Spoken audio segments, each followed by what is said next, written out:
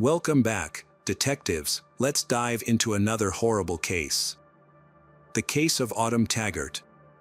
In 2018, Autumn Taggart was a single mother living in Windsor, a city near the US-Canada border. She resided about a mile from the border that separates Michigan, USA, from Ontario, Canada, with her 9-year-old son, Gavin. On Saturday, June 9, 2018, Autumn, Gavin, and Chris Sherwin, Gavin's father and his Autumn's ex-husband, spent the afternoon together. Despite their breakup, Autumn and Chris had remained on friendly terms, prioritizing their co-parenting of Gavin to minimize the negative effects of their divorce. By the late afternoon, they went grocery shopping together. Afterward, Chris drove Autumn and Gavin to the building where they lived on the 3rd floor. After saying goodbye, Chris returned home. Before bed, Gavin played video games with his mother. He had no idea later that night would turn into a terrifying nightmare. Later that night, while it was still dark, Gavin woke up to a strange noise. He opened his eyes to find an unfamiliar man standing next to his bed. The stranger instructed Gavin to close his eyes and go back to sleep. Then he left Gavin's room. Gavin heard his mother scream a minute later, and the sound sent a chill down his spine, filling him with a sense of dread. A few minutes passed, an eerie silence filled the air. His mother's screams had stopped, and he eventually drifted off to sleep. In the morning, Gavin got out of bed and rushed to his mom's room. The room was in disarray, with everything smashed and destroyed. His mom, Autumn, was lying motionless on the bed. At first, Gavin thought his mother was just sleeping, but the blood on her nose made it clear something was seriously wrong. As the devastating truth set in, that his mom had passed away, it shocked him. Gavin didn't want to believe it was true.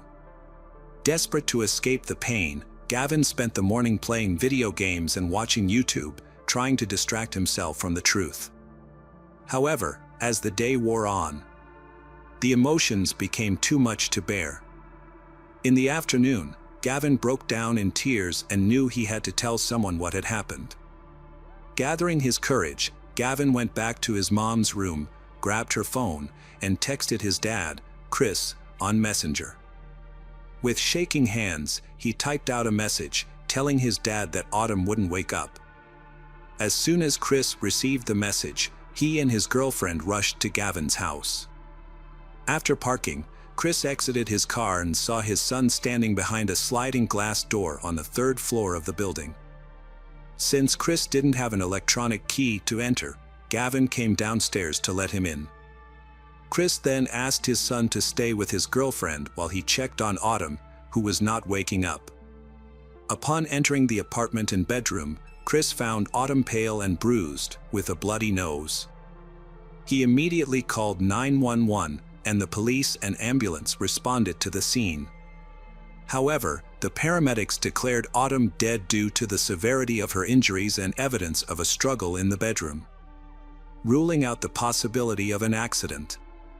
As investigators searched the apartment for evidence, a specialist interviewed Gavin to gather more information. The boy revealed that a stranger had entered their house and told him to go back to sleep. He reported hearing his mother's screams, which eventually stopped. Gavin also described the man he saw in his room, recalling that the man was of average height, white, and had disheveled hair, appearing as though he had just woken up. The boy's testimony described the suspect as skinny but not extremely so. A forensic examination after Autumn's death concluded she died from strangulation, with visible signs of a prior beating and genital injuries. Male DNA was also found on Autumn's body. The police investigated to answer 3 main questions. How did the perpetrator gain entry to the apartment? What was the motive behind the crime? And most crucially, the identity of the suspect. The police quickly ruled out the possibility that the killer was a tenant in the building. Since Gavin was familiar with all his neighbors, and the man he saw on the night of the crime was a stranger to him, this led them to look elsewhere for a suspect. To enter Autumn's apartment, the perpetrator needed more than just an electronic key to the building. However, there were no signs of forced entry on the door leading to the apartment. This initially led investigators to consider two possibilities. Autumn might have let the perpetrator in herself or forgotten to lock the door. Investigations later revealed that neither assumption was correct. The perpetrator had instead climbed to the third floor, starting from the balcony on the second floor, then accessing the apartment Autumn's as the door was open. Along with a DNA sample, the police found fingerprints at the scene and sought to identify the owner. It was 12 days after the body was discovered that the police released the victim's identity in hopes of gathering tips from the public. Anyone with potential information about the case was asked to contact detectives. On the night of the crime, a witness reported seeing a new black SUV, believed to be a Honda Pilot, in the parking lot next to the building. The SUV was present until around 6 a.m. Detectives suspected that the SUV's owner might be connected to Autumn's death, speculating that the perpetrator could have used the vehicle's roof as a stepping point to access the balcony. This building had distinctive protrusions at its corners that could have aided the perpetrator in climbing from the second floor to the third. During their investigation, police analyzed mobile phone activity around Autumn's residence on the night of the incident. The nighttime occurrence actually simplified their task, as most people were asleep, resulting in fewer active phone numbers in the area. Detectives discovered that one of the phone numbers belonged to Autumn's neighbor, Michelle. Although Michelle lived in the same building as Autumn, she said in an interview with police that she knew nothing. However, phone records showed that not only was Michelle on the phone while in her apartment, but she also traveled throughout the city multiple times. Additionally, she had turned off her phone around the time of the incident. While the phone's location indicated she was either in or near her apartment at the time, the exact location was difficult to pinpoint due to the inherent margin of error in location tracking. Detectives went back to question Michelle again, sensing she was hiding something about the case. At first, she denied knowing or hearing anything, but when police warned her that withholding information could make her an accomplice, she opened up. Michelle revealed that around 2 a.m., a man named Jitesh Bogle contacted her and her boyfriend, seeking to buy an illicit substance and was interested in hiring an escort girl. Michelle and her boyfriend agreed to meet Jitesh. They first stopped at an ATM, where Jitesh withdrew cash. Then, Jitesh purchased some of the substance from Michelle and her boyfriend, who were its dealers. However, Jitesh asked them to sell him more. Michelle instructed Jitesh to drive to the parking lot near her building. Once they arrived at the building, the three of them took illicit substances. Then, Michelle and her boyfriend decided to steal the remaining drugs and escape, leaving Jitesh behind. Remarkably, before running away, Michelle hid a bag of this addictive substance in her genital area. Although the details of how she did this are not provided, it is an important fact that will become relevant later. According to Michelle, she and her boyfriend grabbed the substance and some of Jitesh's cash and ran to the building's entrance. They then entered their apartment and locked themselves in, remaining quiet and keeping the lights off. Since Jitesh didn't have an electronic key, he was unable to enter the building. He also refrained from shouting or honking his car horn, fearing someone would alert the police. From their apartment window, Michelle and her boyfriend observed shoe marks on the roof of Jitesh's car. Jitesh drove away around 6 a.m. Investigators hypothesized that Jitesh had attempted to sneak into the building to retrieve the stolen substance and money. However, not knowing Michelle's apartment, he likely entered Autumn's apartment by mistake. The police now have the phone number and photo of suspect Jitesh. The image was captured from a bank security camera, where Jitesh had withdrawn cash to purchase the substance, and an ATM camera also took his picture. After verifying the phone number, investigators discovered that he was a 27-year-old Canadian citizen. He worked as a car development engineer in Warren, Michigan, and owned a black Honda Pilot SUV. Initially, Jitesh regularly commuted to Windsor, Canada, by crossing the river via bridge or tunnel. However, authorities tracked his movements, revealing he had left Canada on the morning of June 10, the day Autumn died, and he has not returned to the country since. Following the release of information about a black SUV at Autumn's house, Jitesh sold his vehicle. The Canadian police collaborated with their American counterparts, learning that Jitesh planned to relocate from Michigan to Washington State, where his parents resided in Kent. After relinquishing his job and left Canada, Jitesh's actions raised suspicions. Nevertheless, the police required concrete evidence to make an arrest and facilitate his extradition to Canada. To investigate Autumn's death, the Windsor police sought assistance from the U.S. National Security Agency to track Jitesh's movements. A DNA sample found on Autumn's body likely belonged to the suspect, Jitesh, but a confirmed match was needed. Jitesh, attempting to evade detection, made several attempts to disguise himself. He shaved his beard and wore blue contact lenses to alter his appearance. However, Jitesh eventually made a mistake. During a visit to a bar in Warren, he left behind a used glass, which U.S. agents seized to obtain his DNA. The comparison of Jitesh's DNA to the DNA on Autumn's body took time, but the outcome was predictable. The test confirmed that the DNA on Autumn's body belonged to Jitesh. On August 17, 2018, over 2 months after Autumn's death, Jitesh was arrested at his parents' residence in Kent, Washington. The arrest caught Jitesh off guard, as he seemed to believe he had evaded detection. U.S. authorities have initiated the process of extraditing Jitesh to his home country. In the extradition documents, the prosecutor stated that Jitesh is a threat to society, at risk of fleeing, and unpredictable. Following this development, Canadian police charged Jitesh with the murder of Autumn Taggart. Due to national restrictions, it was not until November 2021 that Jitesh's trial took place.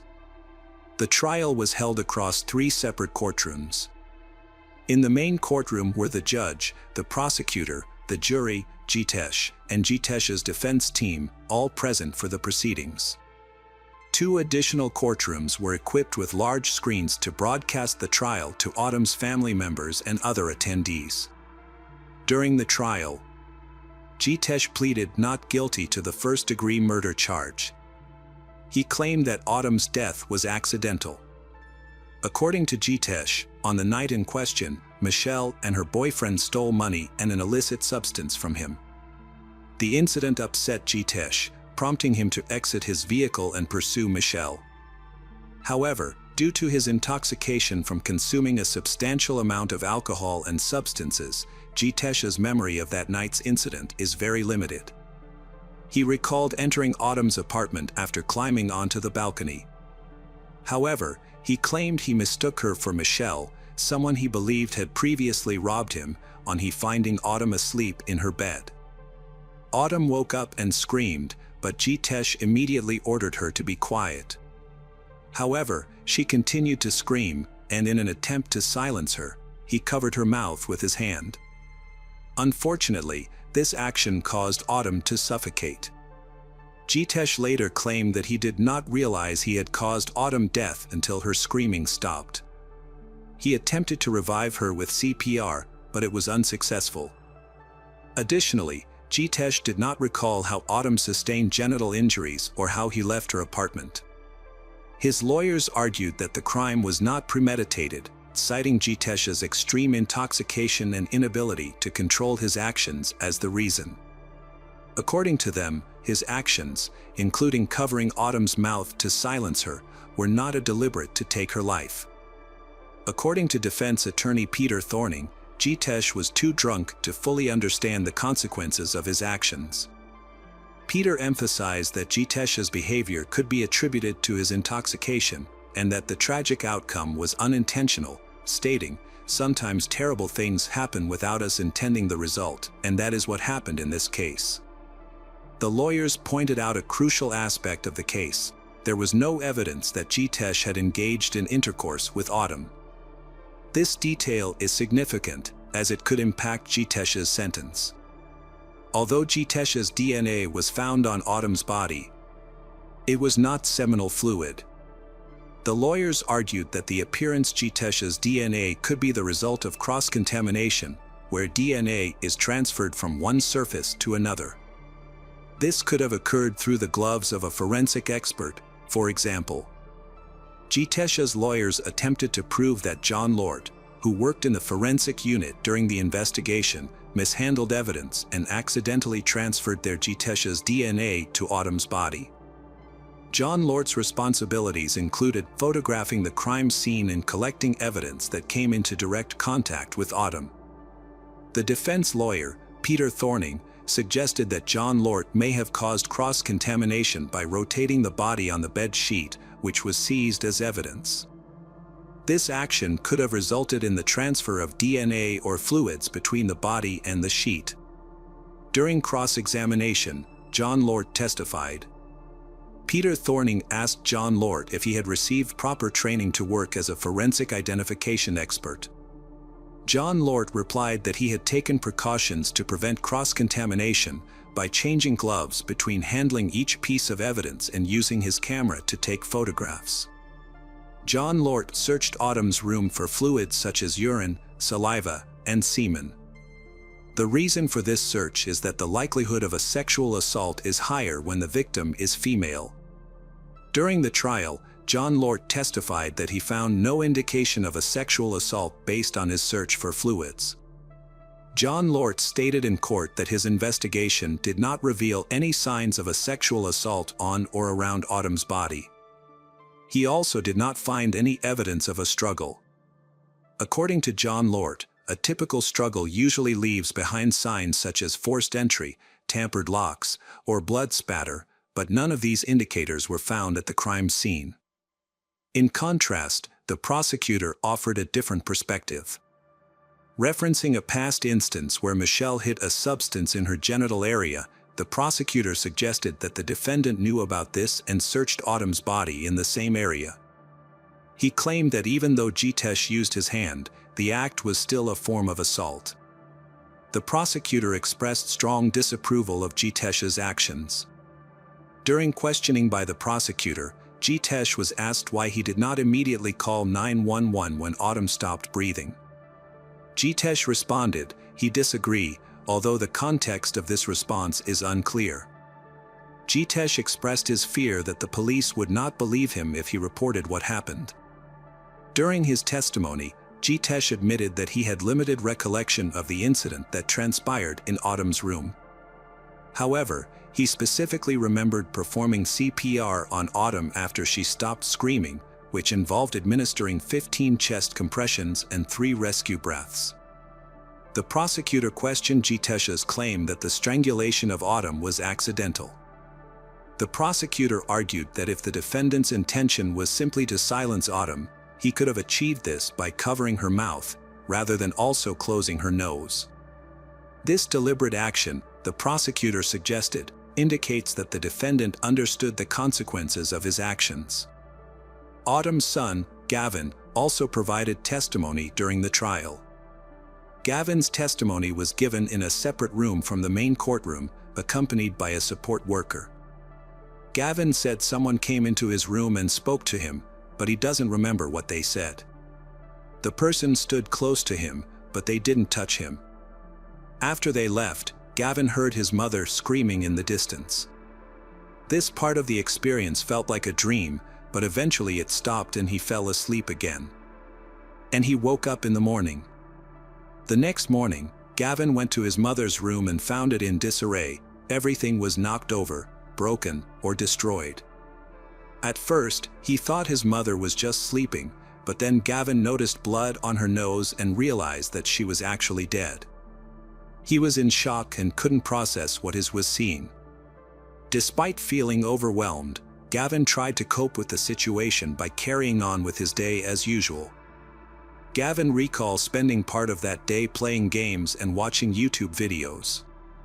It wasn't until later in the day, June 10, 2018, that he finally mustered the courage to send a message to his father using his mother's phone. He couldn't keep what had happened to myself any longer and needed to tell someone. Chris Sherwin, Autumn Taggart's ex-husband and the father of Gavin, testified about his last contact with her. He received a text message from her around 12:30 a.m. on June 10th. When he sent another text message the next morning, there was no response. This is when he began to worry. Later, he received a text message from Autumn's phone, which turned out to be from their son. A copy of these text messages was presented in court for the jury to examine. On December 1, 2021, a 12-member jury found Jitesh Bogle of first-degree murder, but they did not find sufficient evidence that he had intercourse with Autumn. On January 5, 2022, the court sentenced Jitesh Bogle to life in prison with the possibility of parole after 25 years. Jitesh appeared in jail via video, dressed in an orange jumpsuit and wearing a black mask. He sat with his back against a wall, away from the camera. When the judge asked if he wanted to say anything, he expressed his feelings of sorrow and remorse. Jitesh said, "He find it difficult to put into words the sorrow and remorse he feel." Welcome back, detectives. Let's dive into another horrible case. The case of Valerie Reyes. Valerie Reyes is a 24-year-old girl. She grew up in a loving family in the suburbs of New York. Valerie has 3 younger brothers. Valerie is cheerful, sociable, and friendly. Valerie is very close to her mother. The two share their private secrets and often discuss everything like two best friends. Valerie has many different talents, including drawing and singing. However, her true passion is to become a professional tattoo artist. With the guidance of her brother, who has experience in this field, Valerie learned and developed her skills. She dreams of opening a tattoo shop with her brother, where they can turn their creative ideas into reality. During this time, Valerie works part-time at a small, cozy bookstore. Valerie's life took a major turn in January 2018. That's when she met Javier da Silva, a 26-year-old Venezuelan man who had just moved to New York on a popular dating site. Javier told a touching story about how he had to flee his country in crisis to save his life. Because of this, he was unable to complete his university studies. Currently, Javier is working hard in a restaurant to build a new life in a foreign country. Valerie felt sympathy for him and they started a romantic relationship after a few dates. However, the relationship developed too quickly and only lasted about 3 months. Javier mentioned marriage, which scared Valerie because she was not ready. After feeling that everything was moving too fast, Valerie decided to end the relationship. Javier initially made a good impression on Valerie's family because he seemed to care about her and wanted the best for her. However, when Valerie expressed her desire to break up, Javier's behavior changed. He refused to accept the end of the relationship. He sent dozens of messages a day, begging Valerie to continue the relationship. In September 2018, Javier called Valerie. He said he had used her bank card to pay for an online purchase and wanted to meet Valerie to return the money. Valerie immediately sensed something was wrong and suspected that it was just an excuse to meet. Valerie then confided in a friend and asked the friend to talk to Javier so that he would stop bothering her. After the conversation, Javier stopped calling and texting. Valerie felt relieved and could finally return to her normal life with small joys and exciting plans for the future. However, Valerie did not know that the worst was yet to come. On January 24, 2019, Javier, whom Valerie had broken up with long ago and had not kept in touch with, wrote to an acquaintance of Valerie. In the letter, Javier claimed that he had caught Valerie in bed with another man. This information surprised and angered Valerie because she knew it was not true. January 27th, after her shift at the bookstore, Valerie returned home and called her mother Ana Reyes in a state of panic. She cried and screamed into the phone that someone wanted to kill her. Valerie had been worried for days and felt that someone was following her. Valerie was so distressed that she could only cry into. After a while of talking to her mother, Valerie seemed to feel a little better. Before going to bed, Valerie texted her mother that she had calmed down and was ready to go to bed. Valerie's family became worried when she did not show up for dinner on January 29th. They kept calling her, but did not receive any answer. This made the family feel scared and uneasy. After waiting for a long time, the family decided to seek help from the police. On January 30th, they went to the police and filed a missing persons report for Valerie. The police immediately began investigating the case and began searching Valerie's apartment, but found no significant clues. There were no signs of a struggle or kidnapping. There were only small blood stains on the pillowcase in the bathroom, but the police thought it could be a simple injury. The police decided to look for Valerie and contacted her mobile operator.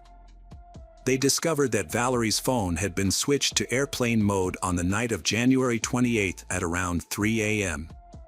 Since then, the phone had not been turned on. This made the police and Valerie's family even more worried. But the most alarming fact was that someone had accessed Valerie cloud storage and carefully studied all her photos, videos, and messages. Another worrying detail was that at 5 a.m. on January 29th, just 2 hours after the phone was turned off, someone had withdrawn $1,000 from Valerie's bank account. Surveillance cameras captured a man driving a black Honda to the ATM, quickly taking the money and disappearing. When the license plate was checked, police quickly determined that the car belonged to Javier, Valerie's ex-boyfriend. He was immediately placed on the list of prime suspects. During a search of Javier's home, no evidence was found relating to Valerie's disappearance.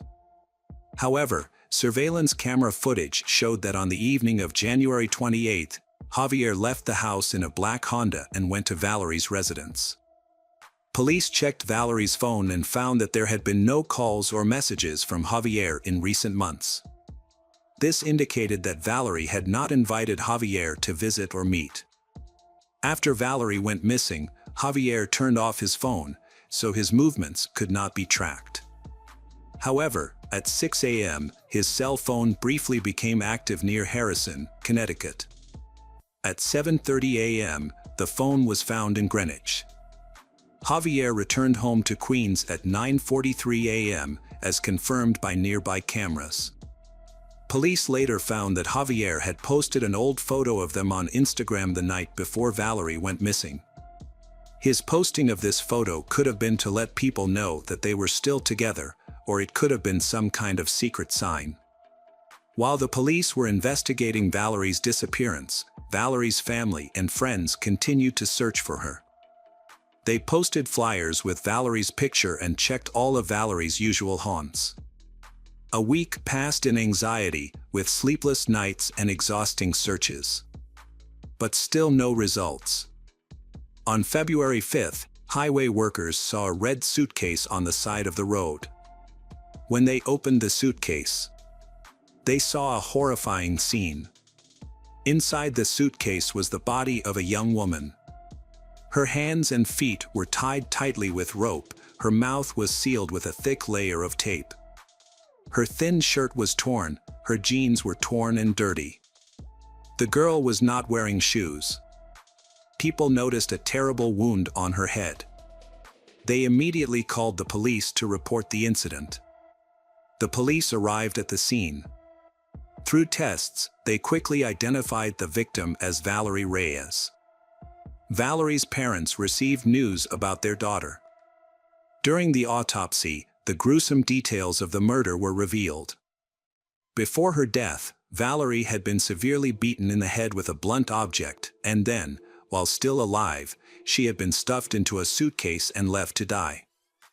The evidence that Javier Dilva was involved in the murder was that Valerie's bank card was found in his wallet. During questioning, Javier gave a surprising explanation. Javier claimed that he had found Valerie's bank card and ID card at the bar. The police presented all the evidence they had gathered, including surveillance camera footage, details of his car and the movements of his phone on the night of the incident. The police told Javier that they knew he was at Valerie's house on the night of the incident. Javier later changed his story. Javier admitted that he had been drinking too much that night and might have been at Valerie's house, but he didn't know everything. When the police showed him a photo of Valerie's body in a suitcase, Javier was shocked and cried. JV tried to justify his actions. According to his account, Javier went to Valerie's house that night after she invited him. They had sex, but during sex, Valerie collapsed to the floor and lost consciousness. Javier claimed that he wanted to help Valerie and performed CPR and cardiac massage on her, but all were unsuccessful. To avoid being charged with murder, he tried to hide the evidence of the crime. However, when the police asked why Valerie's body was found bound and gagged, Javier was unable to answer. When police later asked about Valerie's bank card, Javier stated that he had withdrawn another $4,350 from Valerie's account. During a search of Javier's home, Valerie's phone and laptop, which he had taken, were also found. Javier finally collapsed after a thorough examination of Valerie's body.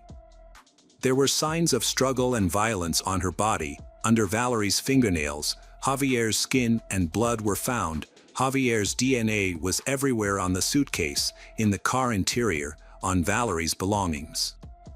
Javier was immediately arrested and formally charged with the murder of Valerie Reyes. Under the pressure of irrefutable evidence, Javier da Silva finally fully admitted his guilt in court. On February 5, 2020, a hearing was held in the case of 24-year-old Valerie Reyes. Javier's lawyer tried to defend his actions, arguing that it was the result of a violent and jealous outburst, depression after the breakup with Valerie, and drug use. On September 3, 2021, the court affirmed that 28-year-old Javier da Silva was sentenced to 30 years in prison. This means that he will spend most of his life behind bars. The investigation also found that Javier had been living in the United States illegally. He arrived in the country on May 8, 2017, and his 90-day stay expired on August 5, 2017. Therefore, after serving his 30-year prison sentence, he will be immediately deported to his native Venezuela. Welcome back, detectives. Let's dive into another horrible case. The case of Callie Ann Poulton. Callie Ann Poulton was born on September 20, 1989, in Rochester, New York. She was the only child in her family, and Callie's parents gave her all their attention and love. When Callie was 3 years old, her parents decided to divorce and Callie lived with her mother. Her father maintained a good relationship with his ex-wife and visited Callie often. Callie's mother, Judy, moved to an apartment complex in the quiet area suburb of Rochester. Although Judy's ex-husband helped take care of Callie, she still had financial difficulties.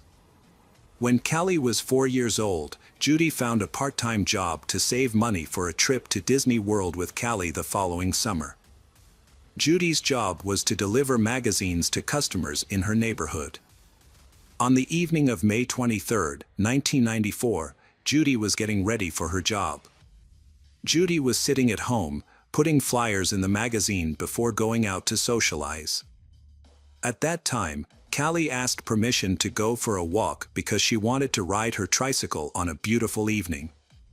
Judy looked outside and saw many other children playing in the yard, so Judy agreed to let her daughter go outside for a few minutes.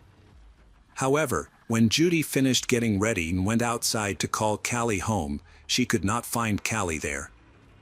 Judy looked around but could not find Callie. She searched the yard and her body but could not find her daughter. She also could not hear Callie's tricycle, although it often made a clear noise. As time passed, Judy's worry increased and she began asking neighbors if they had seen Callie. Some reported seeing Callie playing with her friends in the yard, but did not know where she went after that. When the neighbors learned that Callie was missing, they joined in the search but were unable to find Callie or her bicycle. Judy believed that her daughter could not have gone anywhere on her own because she had taught Callie to only ride her bike in their yard. Callie had never told her mother, and Callie's little bike could not take her far. Judy also thought that if Callie went out of the yard, she would be discovered immediately. Fearing the worst, Judy decided to contact the police for assistance. Within minutes, the police arrived at the scene and began an urgent search. Firefighters and canine units soon joined the search. The police conducted a house-to-house search and searched the surrounding area. They believed that Callie was still somewhere in the area. Since the kidnapping was a possibility, the police suspected that the kidnappers might be residents of the complex. The reason is that the area has quite strict security controls, so it is unlikely that a stranger would enter the area and snatch Callie out of the yard without anyone noticing. The complex has a total of 300 apartments, and the residents are willing to cooperate with the police, opening their doors for them to search. In case no one is home, the complex manager will provide a spare key for the lock so that the police can check. However, all these efforts do not bring the desired results. No apartment has ever found Callie or her bicycle. The search continued throughout the night, and around 4 a.m., the mission was reclassified as a kidnapping. A special police unit took over the project, and the undercovers asked Judy if there was anyone in their lives who might want to harm them. When the police asked about someone who might be involved in Callie's disappearance, Judy quickly met a man in the apartment complex that made her suspicious. The man, Mark, 22 years old, had just moved in with his wife and 1.5-year-old son. During the conversation with Mark, Judy felt that his actions were very strange. During a conversation, Mark said that Judy's daughter was very beautiful, but his tone of voice made Judy feel uncomfortable. What was more worrying was when Mark said that he had seen all the girls in the apartment complex and thought Callie was the prettiest. Mark once asked Judy a very surprising question. He wanted to know if Callie would talk to Judy if someone tried to touch Callie. Judy answered yes and immediately left the yard. Before that, Callie liked to play with Mark on the playground, but since that conversation, Judy has not let her daughter near him, even when she is present.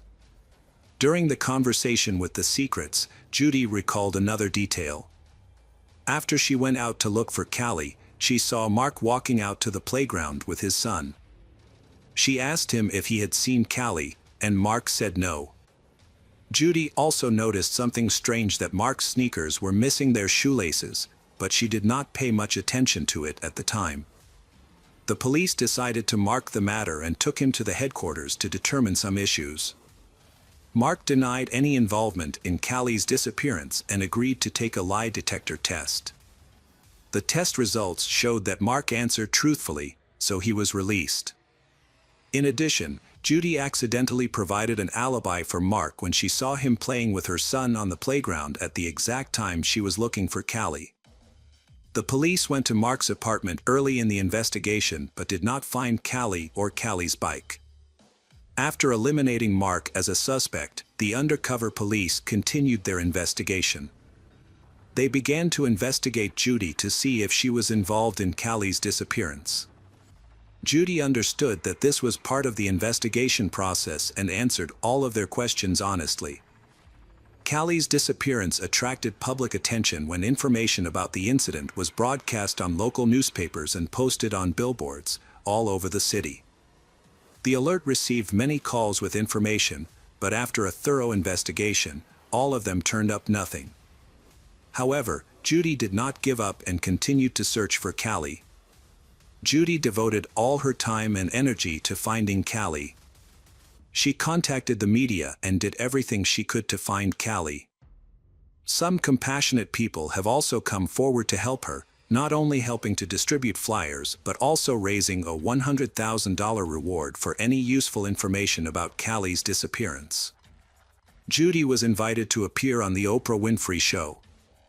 Callie's disappearance was featured on a popular television show about unsolved cases. The police investigated the case for 2 years without success. Although they gathered some clues, nothing helped them find a solution. On August 9, 1996, when a woman called the police and told them about a serious argument between her and her husband. During the call, the woman said she was tired of her husband's strange behavior and wanted a divorce. The man tried to convince her not to do so, and told her about the difficulties he was facing. Suddenly, the man confessed a terrible secret: he had killed Callie. The woman was shocked and took her child to her father's house immediately. She then called 911 and revealed her husband's name as Mark Christie, who was also Judy's neighbor. The detectives were surprised to hear her story, but they soon encountered a serious problem. Under state law, any information shared between spouses is protected and cannot be used as evidence in court.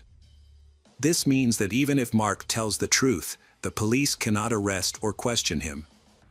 Furthermore, the police recalled that Mark's apartment was searched in the early hours of the investigation, and he was in the yard with his child shortly after Callie went missing. This led the police to suspect that Mark did not have enough time to kidnap and kill Callie. After listening to Mark's wife's story, Detective Crow decided to find out more information. Through the investigation, Crow discovered that Mark and his family had moved out of the apartment complex just weeks after Callie went missing. Because the parents of the two girls accused Mark of standing naked in front of their house in full view. However, no formal investigation was conducted into this, because by law, Mark was standing in his own home. However, Mark's actions have raised considerable suspicion in the detective's mind. When Detective Crow visits Mark in another city 50 miles from Rochester, he is stopped by Mark's mother.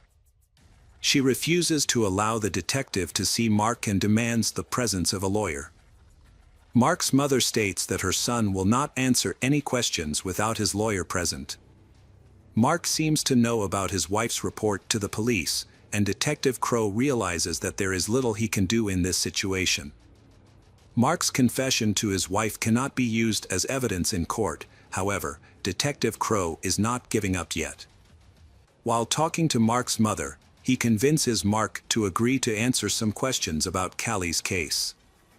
Crow suggests that they go to a nearby restaurant and chat over coffee. Mark agrees, but only if Crow takes him to see his lawyer afterward. They stop at a nearby Italian restaurant. During this time, Detective Crow chatted with Mark in a friendly manner, trying not to pressure him. The tactic worked, and Mark began to speak. He expressed remorse for what he had done to Callie, saying that his actions had haunted him for the past 2 years. According to Crow, Mark kept seeing Callie's picture in newspapers and flyers, and her face seemed to follow him everywhere. To avoid scaring Mark, Crow approached the conversation cautiously. Although he had known Mark since the early days of the investigation, this was not their first conversation.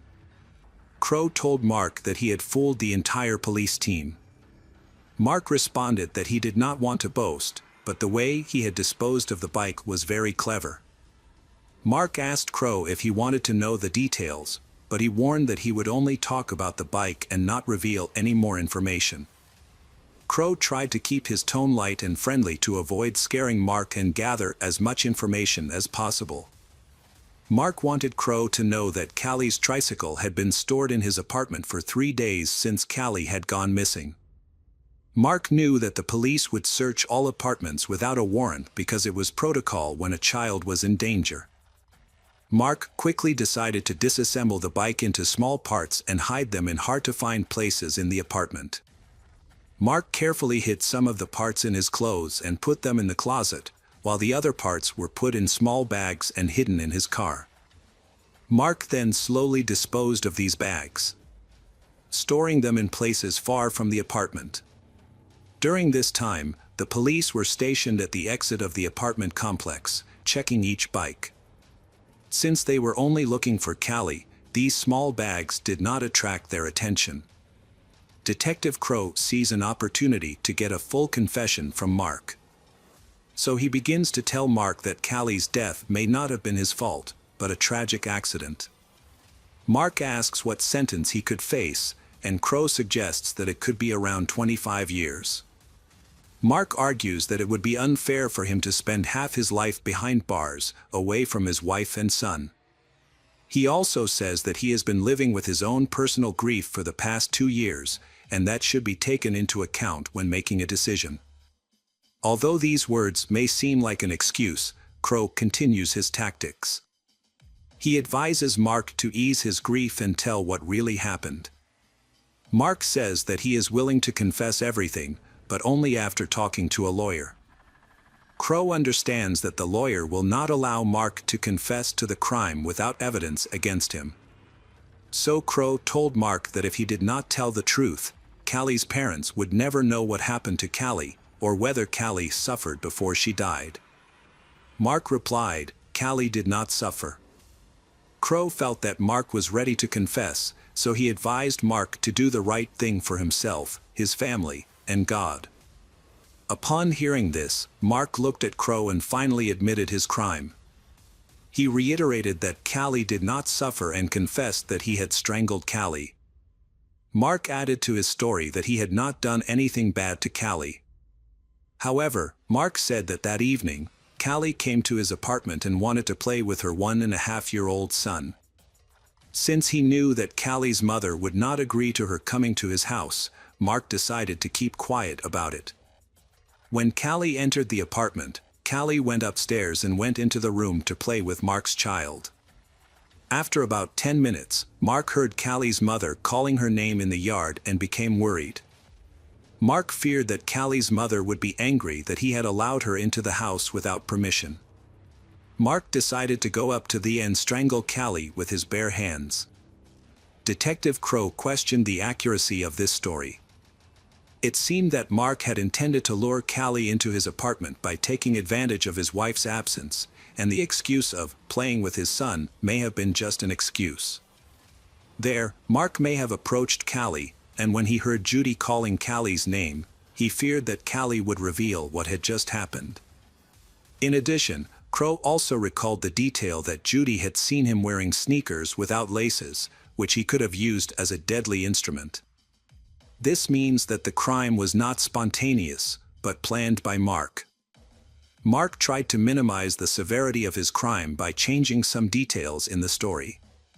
But Detective Crow understood that if he spoke out his suspicions, Mark might change his mind and refuse to talk about what he did to Callie. So Detective Crow continued to act and listen to the story. Mark claimed that after the murder, he carried Callie's body into the kitchen and left her on the floor. He then took his son outside to create an alibi for himself, in order to divert the police's suspicions. Mark knew that Judy was calling his daughter's name in the yard. In order not to arouse suspicion, Mark wanted Judy to see him. Mark then returned home and placed the laundry basket on top of Callie's body, covering it with clothes. After a few minutes, he put the basket in the trunk of his car and took his son to work. At that time, many people were searching for Callie and no one paid attention to Mark. When he arrived at the company, Mark parked his car and left the laundry basket at the back door of the building. Then he drove forward, then Mark turned back and lied to his co-workers that he had forgotten something at work to cover up his actions. Then Mark climbed onto a tank of liquid coolant and dropped Callie in, before tying a heavy metal object to Callie. Then Mark threw away Callie's clothes, but did not remove Callie earrings. Finally, Mark returned home and joined the search for Callie with other neighbors. Mark took Callie's body out of his workplace before the police arrived to investigate. When confessing his crime, Mark said that killing Callie was a big mistake. After providing the necessary information to Detective Crow, Mark paid for the meal and left a $2 tip. He then accompanied the detective to the police station and was arrested for murder. Mark's attorney attempted to withdraw his confession, but was unsuccessful. Since Mark had volunteered the information, Detective Crow had not broken any laws. Mark's confession was still admissible. The police went to Mark's workplace and opened the box containing Callie's body. 2 years after Mark killed Callie, Callie's body was still in the box. Due to the high level of decomposition, experts were unable to determine the cause of death or any other details. They were only able to confirm the victim's identity, and Callie's family was finally able to bury Callie. Mark pleaded guilty to the charges and was sentenced to a minimum of 25 years in prison. Mark's lawyer had previously negotiated a deal that would see the kidnapping charges dropped and Mark would face only the murder charge. Hey detectives! Welcome back. We've got another mysterious case to explore. The case of Tanya McKinley. Tanya McKinley was born on January 25, 1961, in Milton, a small town in Florida, USA. She grew up in a loving family and had a close relationship with her older sister.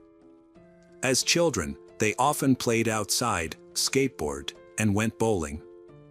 After graduating from high school, Tanya decided to move to Pensacola, about 25 miles away from her hometown, to explore the medical field and become a medical transcriptionist.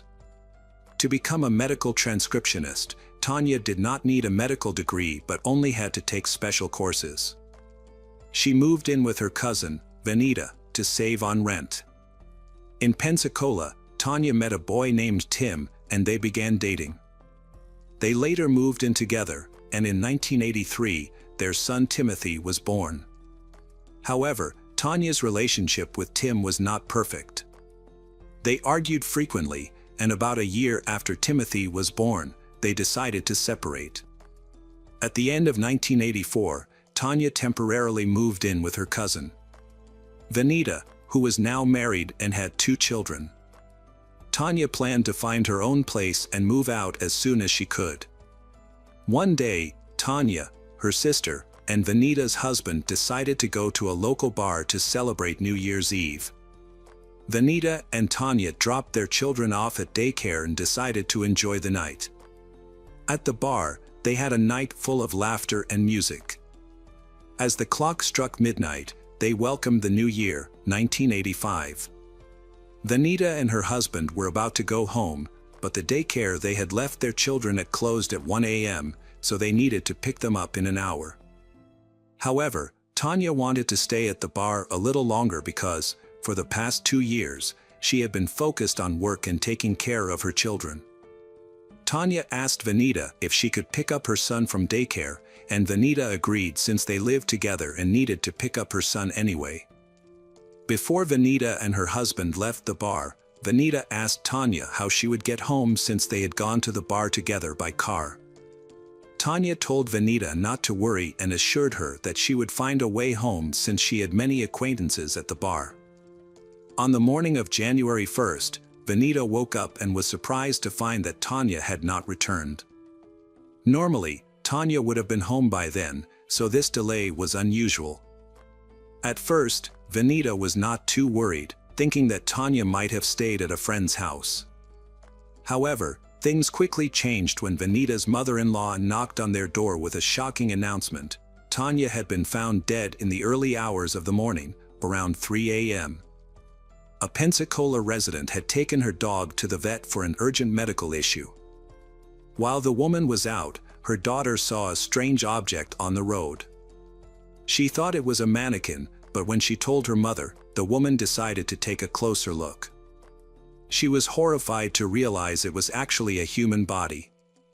She immediately returned home and called the police. Police arrived at the crime scene and found the body of a 23-year-old woman named Tanya McKinley lying in a vacant lot near the road. When they arrived, they found her pantyhose pulled down, her skirt pulled up, and her shoes missing. Police also found a blue scarf with a red stain that looked like blood next to the victim. Her shoes were found a few blocks away, along with a wallet containing identification in her name. To clarify the cause of Tanya's death and the development of the case, the police handed over the victim's body to medical experts for an autopsy. Investigators also continued to collect and analyze traces at the scene. After the initial investigation, it was discovered that the victim was likely killed elsewhere, as there was no blood near the body except for the blue towel stain. Furthermore, traces on the ground showed that the body had been dragged to the side of the road. On the blue towel and the victim's body, the police found some suspicious traces. These were human hair and pubic hair, along with dog hair.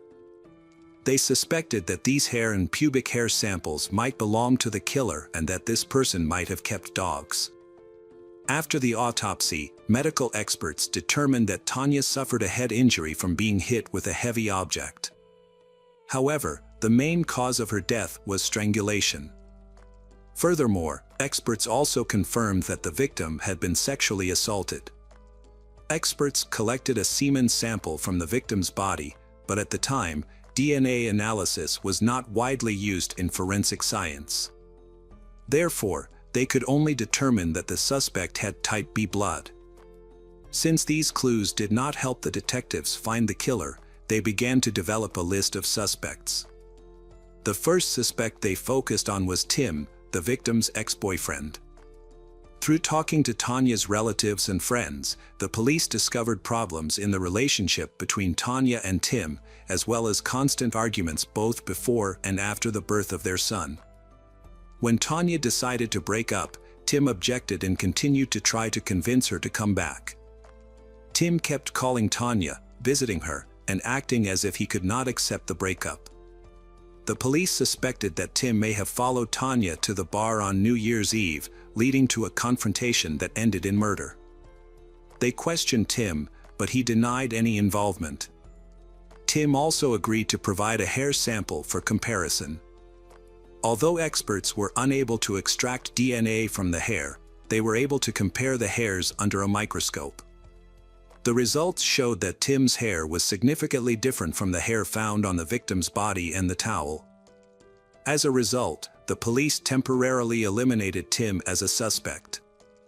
After collecting clues at the scene, the detectives turned their attention to the people who were at the bar on New Year's Eve. They questioned Vanita about whether she had noticed anyone acting strangely or aggressively toward Tanya.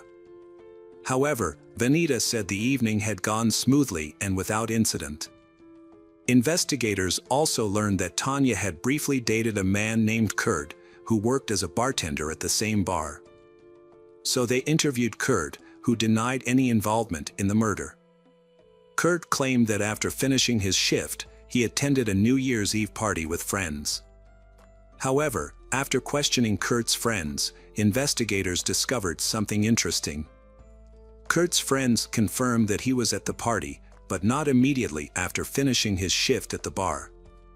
Based on this testimony, police believed that Kurt had enough time to theoretically commit the murder. Through interviews with many people who were at the bar, detectives determined that Tanya was last seen alive at 1:15 a.m., but no one witnessed her leaving the bar. Investigators also interviewed residents in the area near where the body was found. One family said they drove by around 2 a.m. and they were certain that no body was visible at that time. Investigators determined that Tanya was killed within an hour and a half of her last known sighting. During this time, Kurt had no solid alibi. He agreed to take a polygraph test, but the results were inconclusive as he gave several false answers. However, blood tests eliminated Kurt as a suspect because his blood type did not match the killer's blood type, which was determined from a semen sample. The police continued to search for other potential suspects, but their efforts were hampered. The killer's semen could not be analyzed, and the lack of significant evidence or witnesses left the case at a standstill.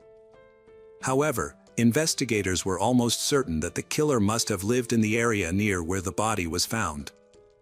The area was on the edge of a large residential area and was isolated from major roads.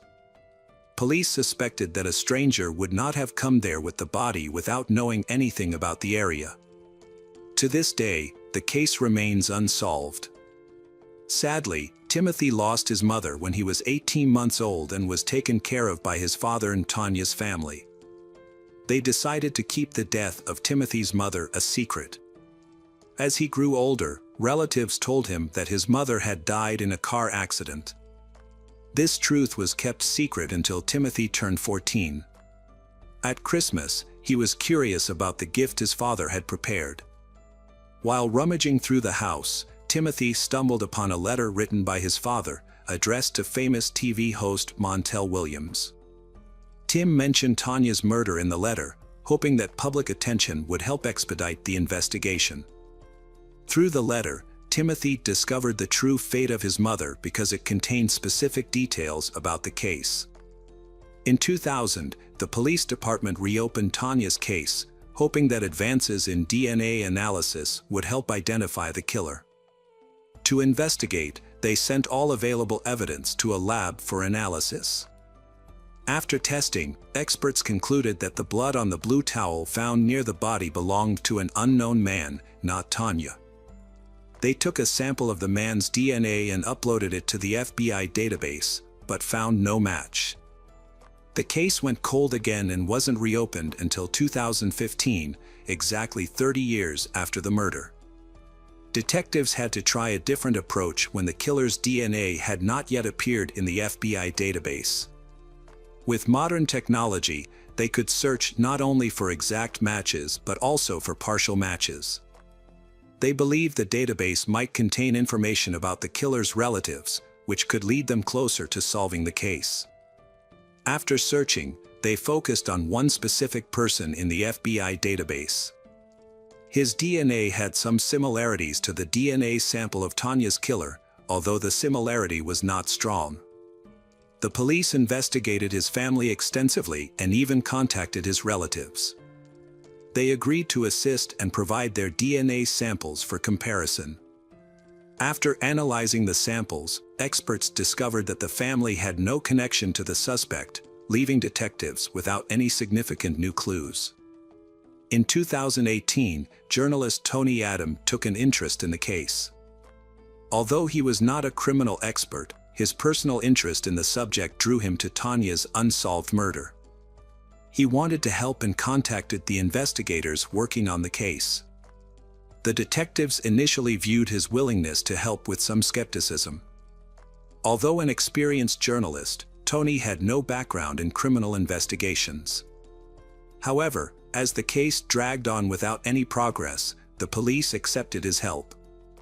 During the investigation, Tony established a relationship with Tanya's family. They could see his genuine interest in solving the case and the considerable effort he was putting in. He worked to get media coverage of the case, bringing additional attention to it.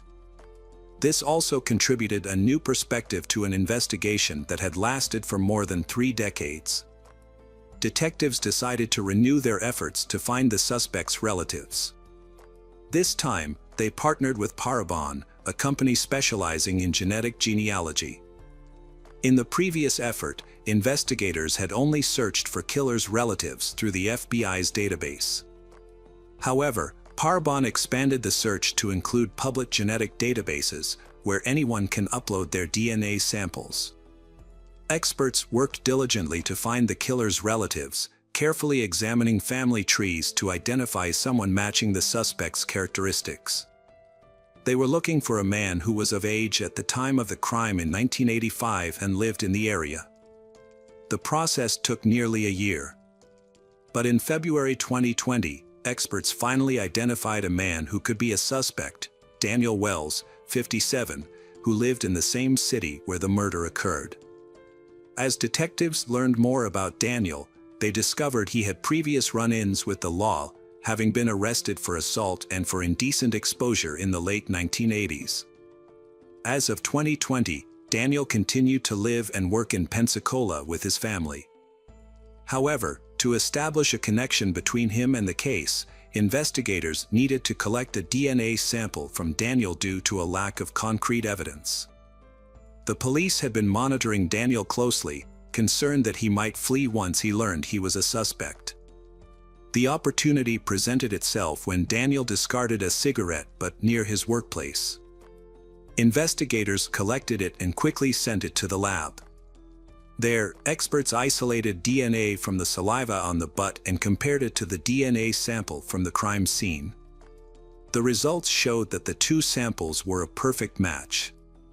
35 years after the murder, the police finally identified the culprit through DNA evidence.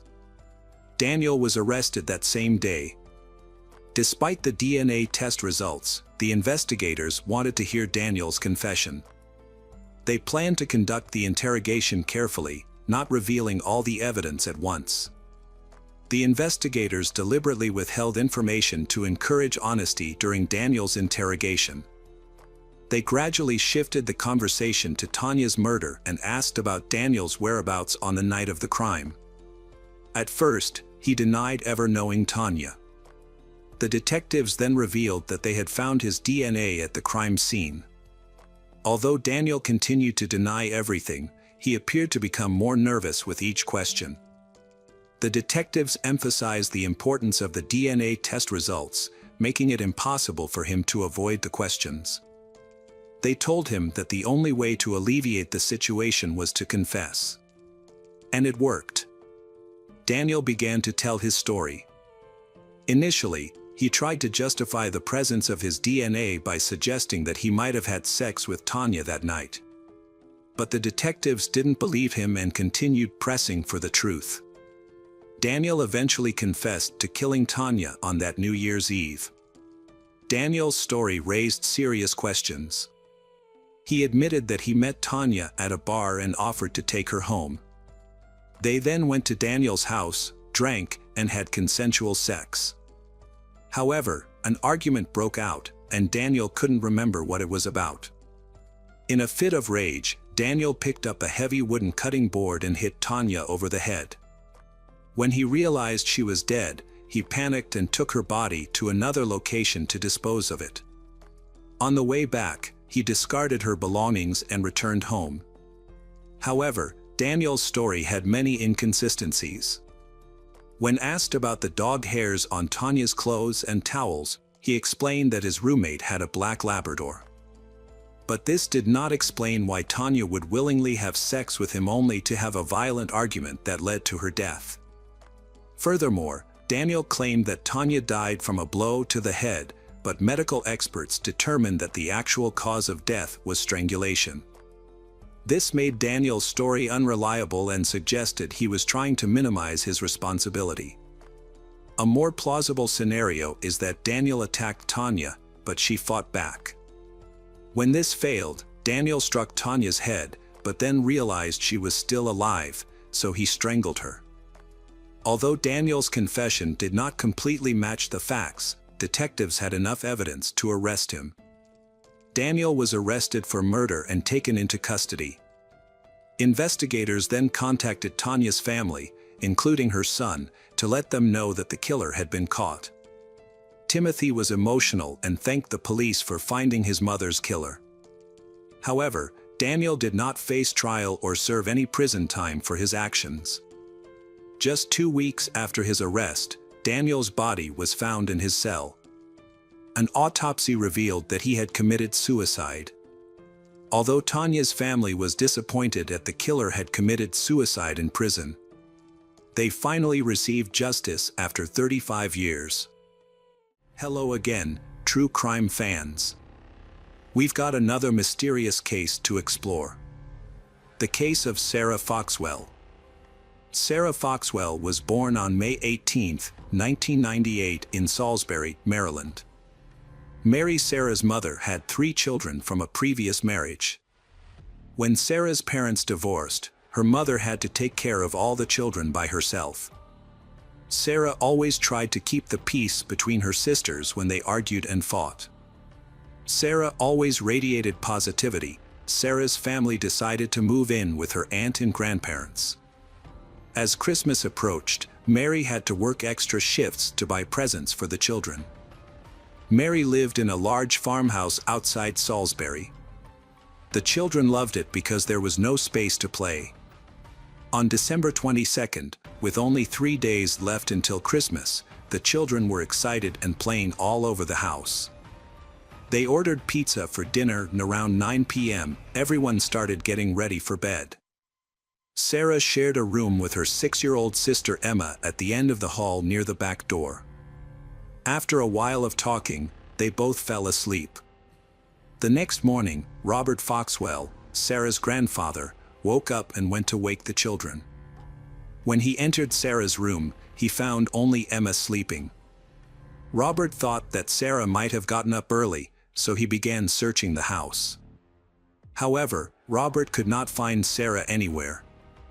Robert told Sarah's aunt, Elizabeth Foxwell, about this, and they decided to search together. After a while of searching, they realized that Sarah was no longer at home. Elizabeth thought that Sarah might have gone out to play in the snowy night, but she soon noticed that Sarah's shoes and coat were still at home. This made Elizabeth feel worried. Sarah's toothbrush was missing from its usual place in the bathroom. Elizabeth searched the area around the house with Robert, but they found no sign of Sarah. Finally, Elizabeth decided to call Sarah's mother, Mary. Mary immediately returned home, and they contacted the police to report Sarah missing. The police arrived quickly and began searching the house. Elizabeth told the police that Elizabeth always checked and locked all the doors and windows before going to bed the night before. The police began to suspect a kidnapping.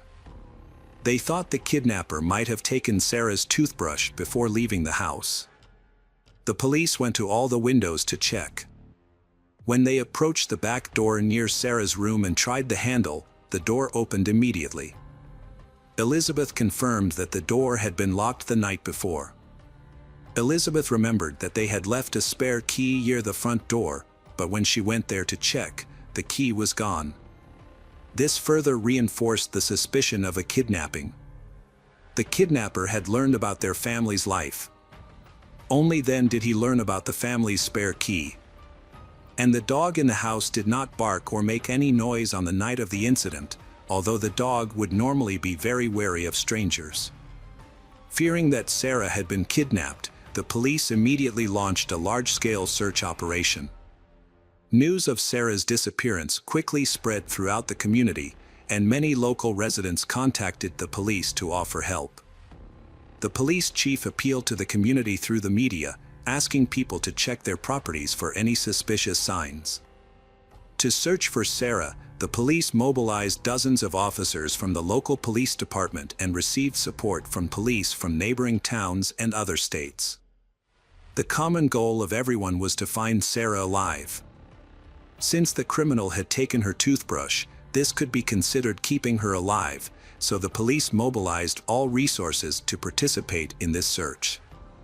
Outside the house, the police found the first traces of the kidnapper. There were fresh tire tracks in the snow, indicating that the kidnapper had used a car. Since all of Sarah's warm clothes were left at the scene, it was clear that the kidnapper could not have taken her on foot. Sarah's relatives were taken to the police station to give statements. While at the police station, Sarah's sister, Emma, revealed an important piece of information. She recalled that she had woken up on the night of the incident because she heard a man talking to Sarah. Not understanding what was going on, Emma pretended to be asleep, but she watched the man leave the room with Sarah. Emma's account also revealed that Emma recognized the man. This man was Mr. Thomas, a familiar face known to family members. Thomas Leggs, 30, was the ex-boyfriend Elizabeth. Although the couple had separated several months earlier, Thomas was also well known to the police due to his extensive criminal record. Thomas was first sentenced to prison at the age of 18 for assaulting a 12-year-old girl, serving a 4-year sentence but released early after a few months. He was then sentenced to 7 years for assaulting another girl but was released early after only 6 months. Thomas was then sentenced to 6 months for another assault. In short, Thomas had a history of abusing girls and women. After Thomas's wife returned home from the hospital with their newborn daughter, he attempted to assault another girl on the same day. His wife later divorced him and obtained a restraining order against Thomas because he had threatened to kill both her and their daughter. Another incident occurred when a woman and her young daughter moved into the street where Thomas lived. One day, the young daughter and her friends were playing in the yard. Thomas approached the two children. He said that he had been watching the two girls playing in the yard and called them wild girls. Thomas then picked up a stick and began to hit the two children on the buttocks. The girl ran inside and told her mother what had happened. The mother saw Thomas through the window and realized that she had seen his face before moving into the house. She checked the sex offender registry in the area and had a photo of Thomas. The mother identified Thomas as the attacker. She reported Thomas to the police, but although the case went to court, he avoided any punishment for his actions. Before the trial began, the woman was asked not to mention that Thomas had been convicted of sexual assault and was on the sex offenders register, as it could lead to an unfair verdict for Thomas. In another incident, just months before Sarah's disappearance, Thomas was arrested for suspicious behavior. He had sneaked into a 24-year-old woman's bedroom in the middle of the night, undressed, and masturbated next to her bed. After his arrest, Thomas was released on bail. Initially, he successfully kept his criminal record from Sarah's aunt, Elizabeth, but she eventually found out. However, Thomas was able to convince Elizabeth that all the accusations were false. The police suspected that Thomas was behind Sarah's abduction for the following reasons. Sarah's relatives also said that while Thomas was dating Elizabeth, he spent significantly more time with Sarah than with the other children in the family. This was not considered suspicious at the time, but after Sarah went missing, it became concerning. The police wanted to question Thomas. So they went to his house, where they took him in for questioning and also obtained a search warrant for the shed. Inside the shed, the police found messy and appalling living conditions, but did not find any evidence linking them to Sarah's disappearance. Police discovered a large collection of adult magazines and DVDs in Thomas's storage room. During questioning, Thomas repeatedly denied any involvement in Sarah's disappearance. Thomas said he tried to avoid being alone with children while dating Elizabeth. When asked about Emma seeing him on the night of the abduction, Thomas claimed that Emma often made up stories and that he was not there. Thomas showed a lack of seriousness when it came to Sarah's disappearance, constantly smiling, mocking the sheriff during questioning. Thomas also claimed that he had an alibi, saying that he had been at the bar with his friends until late at night. Police quickly investigated Thomas's alibi. Had someone who had seen him at the bar. However, he left the bar around 1 a.m. and did not reappear until around 7 a.m. When police checked Thomas's phone, they discovered that he had texted several women that night asking them out on dates, all of whom he rejected. Although the search for Sarah was difficult, one reason the police continued to search was the hope that Sarah was still alive. So when the police searched Thomas's pickup truck, they found Sarah's green toothbrush and a large stick of gum. The police believed that Thomas may have used the stick of gum to get Sarah into his car. The tire tracks on Thomas's car matched the tire tracks left in the snow in front of Sarah's house the night she went missing. When police questioned Thomas about this, he claimed that he had not been to the house in over a month. In order to search for Sarah, hundreds of police officers and volunteers worked together to search a large area around Sarah's house. They searched through abandoned buildings, forests, ravines, and bodies of water. A canine unit with search dogs was also mobilized to help track Sarah's scent. In response to that information, helicopters provided aerial observation so as not to miss any areas. Many people came to the police station and volunteered to join the search. Because of bad weather and the approaching holiday, the search that day did not bring the desired results. However, no one was discouraged, and the search continued early the next morning. During the search, the number of volunteers did not decrease but increased significantly. In total, 3,000 people participated in the search. Meanwhile, the police collected more evidence implicating Thomas in the kidnapping. Immediately after bringing Thomas to the police station, he was given a new set of clothes and his clothes were sent to the laboratory. Experts discovered strange DNA on Thomas's underwear and compared it with Sarah's DNA sample taken from her belongings. The results showed that the two DNA samples were a perfect match. Based on the discovery of DNA on Thomas's clothes, the police came to a conclusion. Thomas likely sexually assaulted Sarah after kidnapping her.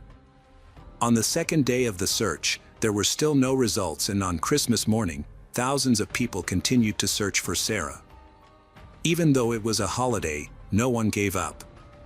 Police focused their search on an area near the state line, about 8 miles from Sarah Elizabeth's aunt's house. The area was heavily wooded, prompting hundreds of people to search thoroughly in hopes of finding Sarah alive. However, the actual results were tragic. At around 4 p.m., police discovered Sarah's body lying on the ground near the state line. When medical experts began an autopsy, they determined that Sarah had been sexually assaulted and had signs of strangulation. Notably, experts found soil in Sarah's lungs, suggesting that her killer had attempted to drown her during the torture. After the attack, Sarah suffered severe burns. Police believe her attacker left her in the woods for some time, went to get gasoline, and returned to light her on fire. Finding smoke in Sarah's lungs suggested that Sarah was still alive at the time.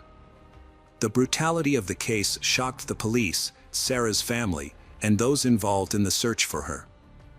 After Sarah's body was discovered, forensic experts found some of the girl's hair and pieces of fabric from her pajamas in Thomas's pickup truck. New evidence of Thomas's involvement in the kidnapping was introduced, along with other evidence, but the trial was delayed for more than a year. In early 2011, the prosecution decided to offer Thomas a plea deal. Under the deal, Thomas would admit his guilt and receive a life sentence instead of the death penalty. Thomas eventually agreed to cooperate and tell the police everything. Thomas admitted to luring Sarah away from her home, then taking her away, sexually assaulting her, and killing her. Thomas was sentenced to life in prison without the possibility of parole and was transferred to a maximum security prison. During his first days there, another inmate attacked Thomas with a homemade weapon during lunchtime, causing several serious cuts. Thomas survived, and prison staff took extra protective measures to prevent other inmates from harming Thomas. Hello friends, welcome to our channel. Today we're going to take a look at another horrible case with you. The case of Gabby Doolin. Gabby Doolin was born on December 26, 2007, in Scottsville, Kentucky, to her father, Brian Doolin, and mother, Amy Doolin. Scottsville is a small farming community where many people know each other. The town does not have many options for entertainment, so school sports are a big part of the locals' lives, especially soccer.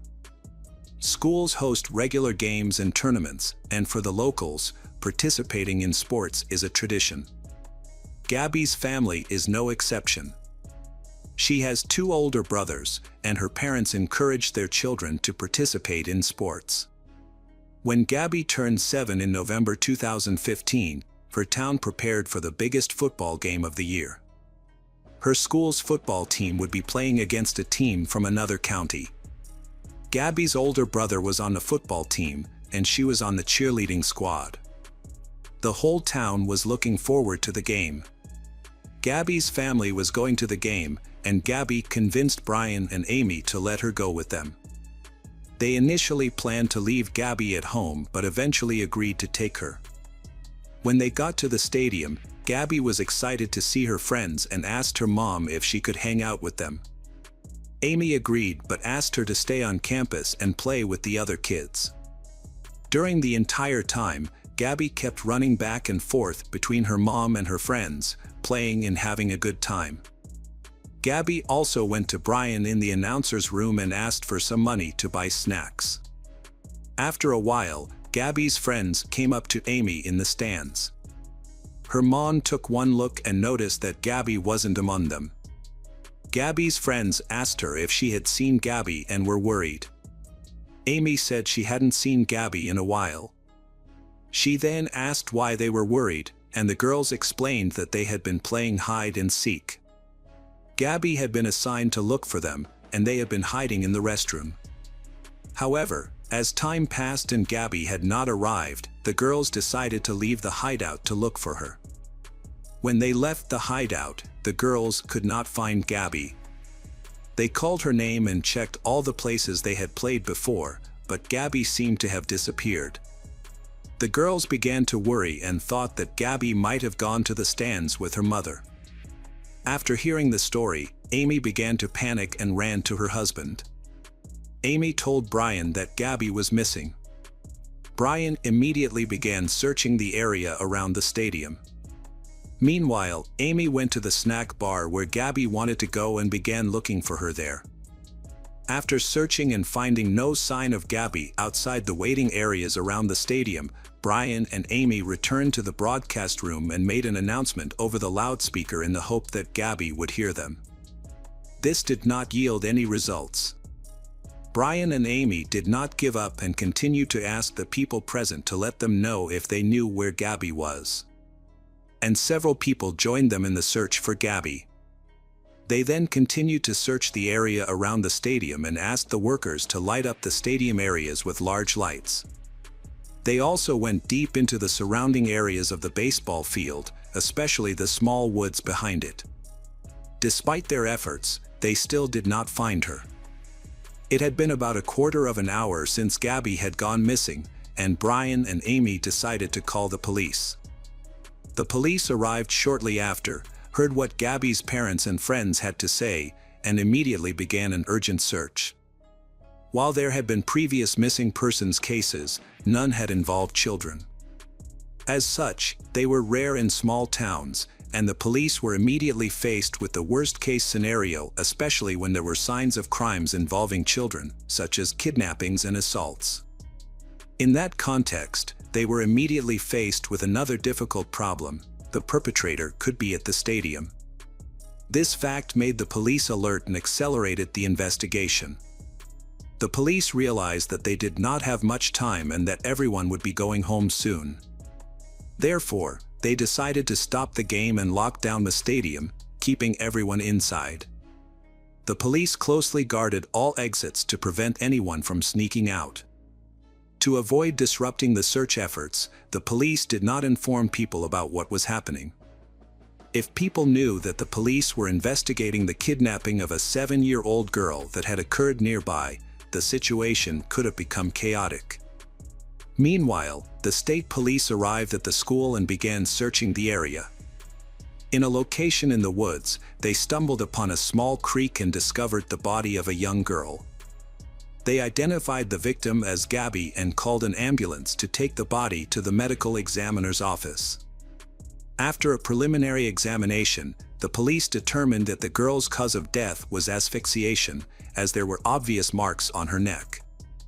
Furthermore, part of the girl's clothing was missing, leading the police to suspect that Gabby had been sexually assaulted. Amy saw an ambulance near the woods and thought that the police had found her daughter, so she rushed there but was stopped by the police.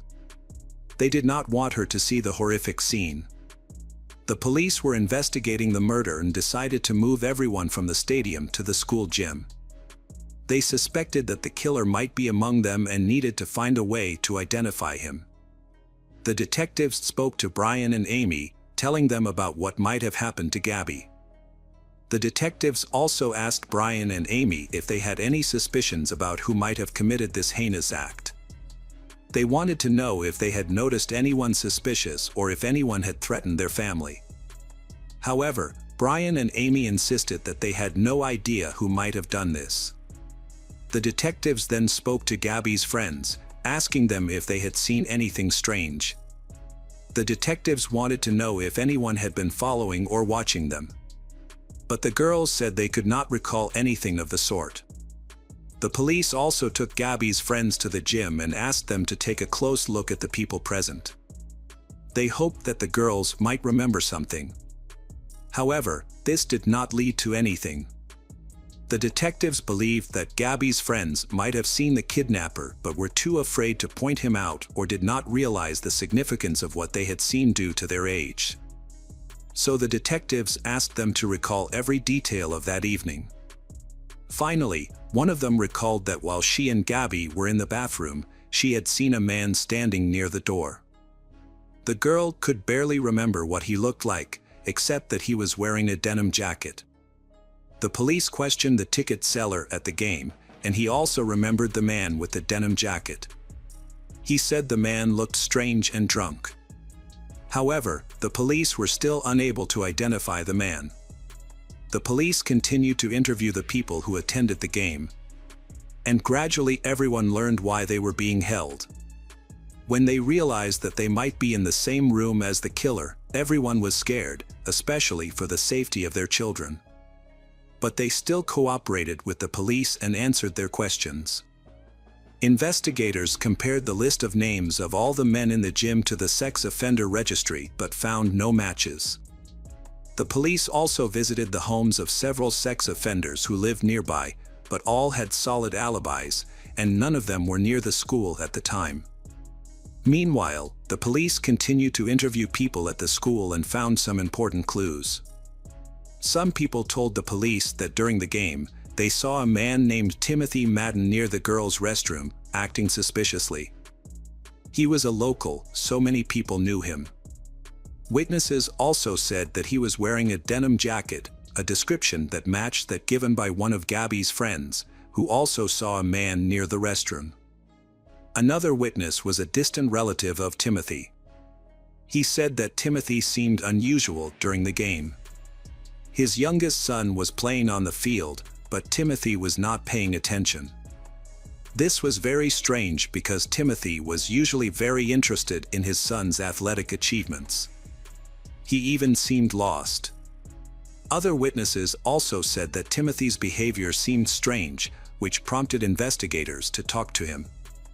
By nightfall, almost everyone at the school had been released. The officers decided to go and question Timothy, but they had first consulted with the local police chief. The police chief had known Timothy since childhood and thought that Timothy was unlikely to commit his crimes, citing that Timothy's criminal record was mostly clean, except for minor traffic fines. The officers then went to Timothy's home, where he lived with his wife and 5 children. When they arrived, the officers knocked on the door and Timothy answered.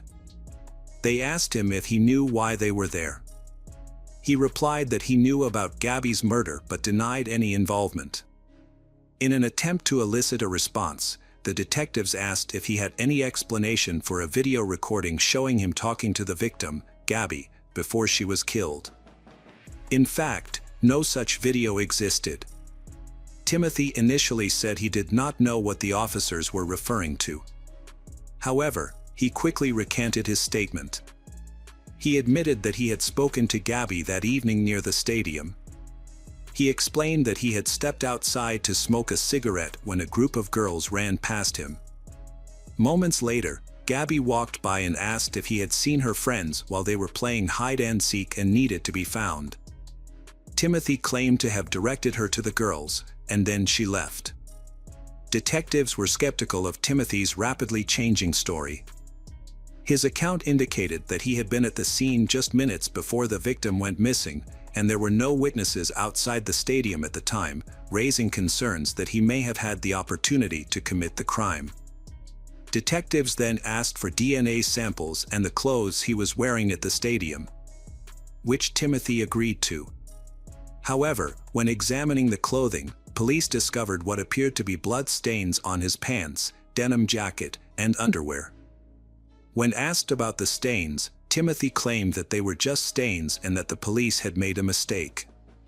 Detectives were skeptical, but they needed to wait for the results of DNA analysis before making an arrest. Although the case was a priority for the lab, the analysis took several days to complete. The medical examiner completed an autopsy and confirmed that Gabby's cause of death was indeed strangulation. They then took a biological sample from Timothy, which was sent to the lab for analysis. Police received an unexpected lead in the form of an anonymous letter reporting a suspicious man at the game. The letter included specific details, such as the make and model of the person's car and the license plate number. This allowed investigators to quickly identify the owner of the car. The owner of the car, a student who lived about half an hour's drive from Scottsville. was quickly questioned by police. However, he denied attending the game and claimed not to have heard of the murder. He also provided an alibi, saying he was at work that evening. Police checked his alibi and found it credible, eliminating him as a suspect. However, the anonymous letter writer was never identified, leaving questions about the letter writer's motives. It is possible that someone was trying to frame the innocent student or play a prank on him. Police received another lead after several people reported suspicious behavior by a local 16-year-old boy. He initially claimed to have attended the game, but later denied having done so. He also mentioned witnessing girls playing hide-and-seek.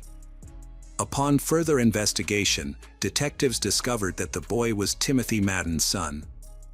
Furthermore, they discovered that just 2 weeks before the murder, the boy had gotten into a heated argument with his father, even holding a knife to his father's neck and threatening to kill him. When the police learned of this information, they went to the boy to investigate. However, they needed the boy's parents to be present to conduct the investigation. The boy's mother refused to provide a DNA sample, preventing the police from conducting further investigation. Rumors about this investigation spread quickly in Scottsville. People began to talk about the police investigating the Madden family in connection with Gabby's murder. Various theories were put forward, with some people thinking that one of Madden's older sons might be the culprit. Others suspected Madden himself or thought that he might be covering for his sons.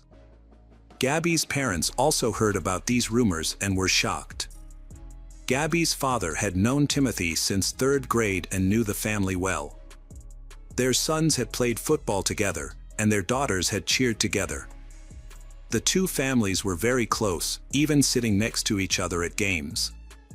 So Gabby's parents found it hard to believe that anyone in the Madden family could be involved in the murder.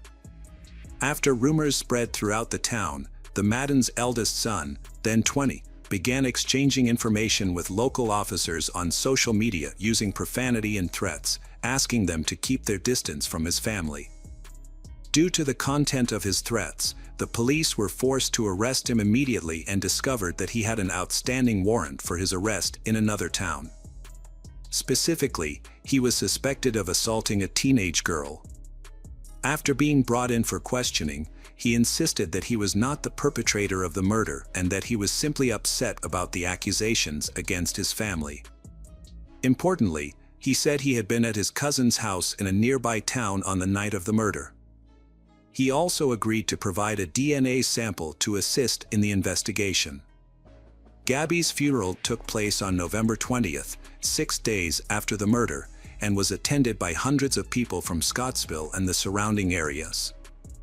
They raised a significant amount of money to help Gabby's parents cover funeral expenses. Meanwhile, the DNA analysis of Timothy and his son had been completed at the lab, and the samples had been compared to the blood and semen samples collected. The results of the analysis showed that the DNA evidence was a perfect match. The semen found on Gabby's body belonged to Timothy Madden, and the blood on Timothy's clothing belonged to Gabby. As soon as this information was available, detectives notified Brian and Amy of the discovery of the killer. At the same time, the police also went to Timothy's house and arrested him. When Timothy was taken to the police station, he shouted to reporters that he was innocent. He later explained that the blood on his clothes was from scratching himself while passing through a fence. This contradicted his initial statement to the police that it was not blood but mud. With the DNA evidence matching, the investigators took the case to court, and the prosecution announced that they would seek the death penalty. During the preparation for trial, Timothy's lawyer asserted that his client was innocent and that the source of the evidence was questionable. The lawyer argued that Timothy was at the stadium at the time of the murder to film the game. However, Timothy himself told the police that he had seen Gabby at the same time. The attorney also pointed out that although Gabby's body was found in a creek, Timothy's clothes were dry when he returned to the stadium, raising questions about the accuracy of the evidence. Timothy's mother claimed that her son returned home in clean clothes, did not appear to be upset and behaved as usual. However, the prosecution argued that the suspect's semen found on the victim's body disproved all of these arguments. The presence of semen could not be explained otherwise, and therefore Timothy's involvement in the case could not be denied. The police believe that Timothy's account of that evening contained some truth. He may have left the stadium during the game and encountered Gabby, who was looking for her friend. Since Gabby knew Timothy well, she may have approached him and asked for information about her friends. That may have been when Timothy came up with a plan, suggesting that the friends had run into the woods behind the baseball field and offering to escort Gabby there. When Gabby and Timothy were only a few hundred meters from the school, Timothy could have attacked Gabby and then returned to his friends. For years after the murder, in 2019, the parties began discussing a plea deal. The prosecution proposed to overturn the death penalty and exchange it for a life sentence on the condition that Timothy admitted his guilt. Brian and Amy agreed to this decision because the wait for trials was a heavy burden for them.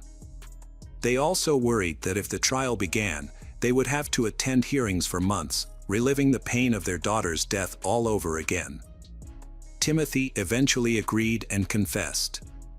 However, the agreement did not require him to reveal the details of what he had done. He only had to admit his guilt. This did not satisfy Gabby's family, who wanted Timothy to fully admit what he had done to their daughter. During Timothy's trial, the atmosphere became tense when Brian loudly yelled at Timothy. Eventually, the judge had to intervene, suspend the trial, and order the men to be separated. As a result, Timothy was sentenced to life in prison and served his sentence in a maximum security prison. Hello friends, welcome to our channel. Today we're going to take a look at another horrible case with you. The case of Doreen Erbert. Doreen Erbert was born on November 29, 1952, in California, into a family of 5 children. From a young age, she was a kind and positive person, always looking for ways to help others. After graduating from college, Doreen moved to San Francisco and began working as a physical therapist. At the age of 24, she met Michael Venice, a man who worked in a factory near Doreen's clinic. After getting to know each other for a while, Doreen and Michael started dating, and a few months later, they decided to get married. In 1976, they had a son named Paul. Initially, Michael and Doreen's life was very happy, but after having a child, their relationship began to have problems. After about a year, Doreen and Michael decided to divorce. Their son was raised by Doreen, while Michael was still allowed to visit him regularly. Despite the divorce, Michael and Doreen maintained a cordial relationship. A year later, Doreen met a man named Charles. They began dating, got married, and decided to move to San Jose, settling in a quiet residential area. In 1979, their daughter Deanna was born. Charles, like his wife, dreamed of having a large family. He was overjoyed when their daughter was born. However, tragedy struck the family in February 1980. 4-year-old Paul climbed over the fence around the pool and fell into the water. Doreen, who was home at the time, realized what had happened too late. She pulled her son out of the water and called an ambulance.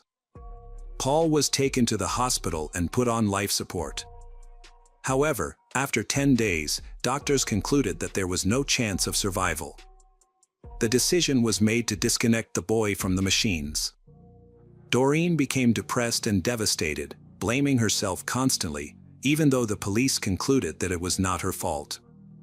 However, Doreen's young daughter Deanna helped her through this pain. For years after the tragic event, Doreen's family finally had some good news. Doreen and Charles had been trying for another child, although they had failed twice due to interrupted pregnancies. But Doreen finally became pregnant again, and this time, everything went well. They were expecting a new baby boy, due in early November. A few days before Doreen was to be admitted to the hospital, her family decided to join in the Halloween festivities. On the evening of October 31st, all the neighbors decorated their houses and handed out candy to the children. Deanna, who was 4 years old at the time, was very keen to join in, and her parents couldn't say no. Although Doreen was 9 months pregnant, she went trick-or-treating with her daughter while Charles stayed home, handing out candy to other children. The mother and daughter returned home just before 9 p.m. Charles informed his wife that they were running out of candy and that he planned to drive to the nearest store to buy more. He left the house around 8:50 p.m. and returned about 15 minutes later. As he approached the house, Charles noticed that the front door was slightly ajar, which he found strange. When he entered, he found his wife lying on the hallway floor, surrounded by a large amount of blood. Doreen showed no signs of life, and Charles immediately called 911. Shortly thereafter, he noticed the body of their unborn child in the living room. Charles was in a state of shock, unable to believe what he was seeing. Initially, he thought that Doreen might have had a miscarriage, but he quickly realized that the situation was much worse. Beside the child was a human hand, and Charles immediately understood that it was Doreen's hand. When Charles realized that his family was being attacked, he began searching for Deanna, fearing she might be in danger. He saw so much blood on the floor that he slipped and fell while running through the house. Luckily, Deanna was still alive, but she was hiding behind the sofa in the living room out of fear. When the ambulance arrived, paramedics found Doreen and discovered that she had a weak pulse. They rushed her to the hospital, but unfortunately, doctors were unable to save her, and she died in the ambulance. Tragically, Doreen's unborn child also died from the brutal attack. Medical experts examined Doreen's body and concluded that she had been repeatedly hit with a long, sharp object like a sword or machete. The police investigated the house and found a horrifying scene that looked like something out of a horror movie. Blood was everywhere, on the floor, on the walls, and even on the ceiling. Several police officers sought psychological help after witnessing the horrific scene. Investigators searched the entire house but found no perpetrator or any clues about the attacker. While investigating the murder, police found significant evidence outside the house. They saw bloody footprints on the sidewalk and suspected that the killer had left the scene in a vehicle. While searching for more clues, police found a blood-stained wolf mask on the front lawn. They believed the mask might have belonged to the killer, as family members said they had never owned it. The mask was sent to a lab for analysis. Police then spoke to Deanna, the only surviving child from the murder. She was in shock but still able to talk. She told police that after her father left for the store, someone knocked on their door. Her mother, Doreen, opened the door and saw a man wearing a wolf mask holding a knife. The attacker said, "I'm going to kill you now." Doreen screamed, telling her daughter to run away from the house immediately. Deanna hid behind the sofa but could not remember what happened next. It was not until her father found her that Deanna calmed down. Unfortunately, Deanna was unable to provide any further information about the attacker, as he had hidden his identity behind the wolf mask. Investigators initially suspected Doreen's husband, Charles, as the prime suspect. Since he had been out of the house around the time Doreen was attacked, they were suspicious of his trip to the store. When Charles returned, he had stepped in blood several times and even fallen, ending up covered in blood, but the police did not know whether he had done this on purpose to explain the blood stains on his clothes. However, detectives found several problems with this theory. First, Charles's shoes did not match the ones that left bloody footprints on the road. Second, there were no traces of blood found in Charles's car, nor were there any other shoe prints. To clarify the information, the police went to the store that Charles visited and confirmed the time he was there. The employee confirmed that Charles had bought candy at the store that evening. This indicated that he did not have enough time to commit the murder. Surveillance footage also confirmed that Charles was at the store.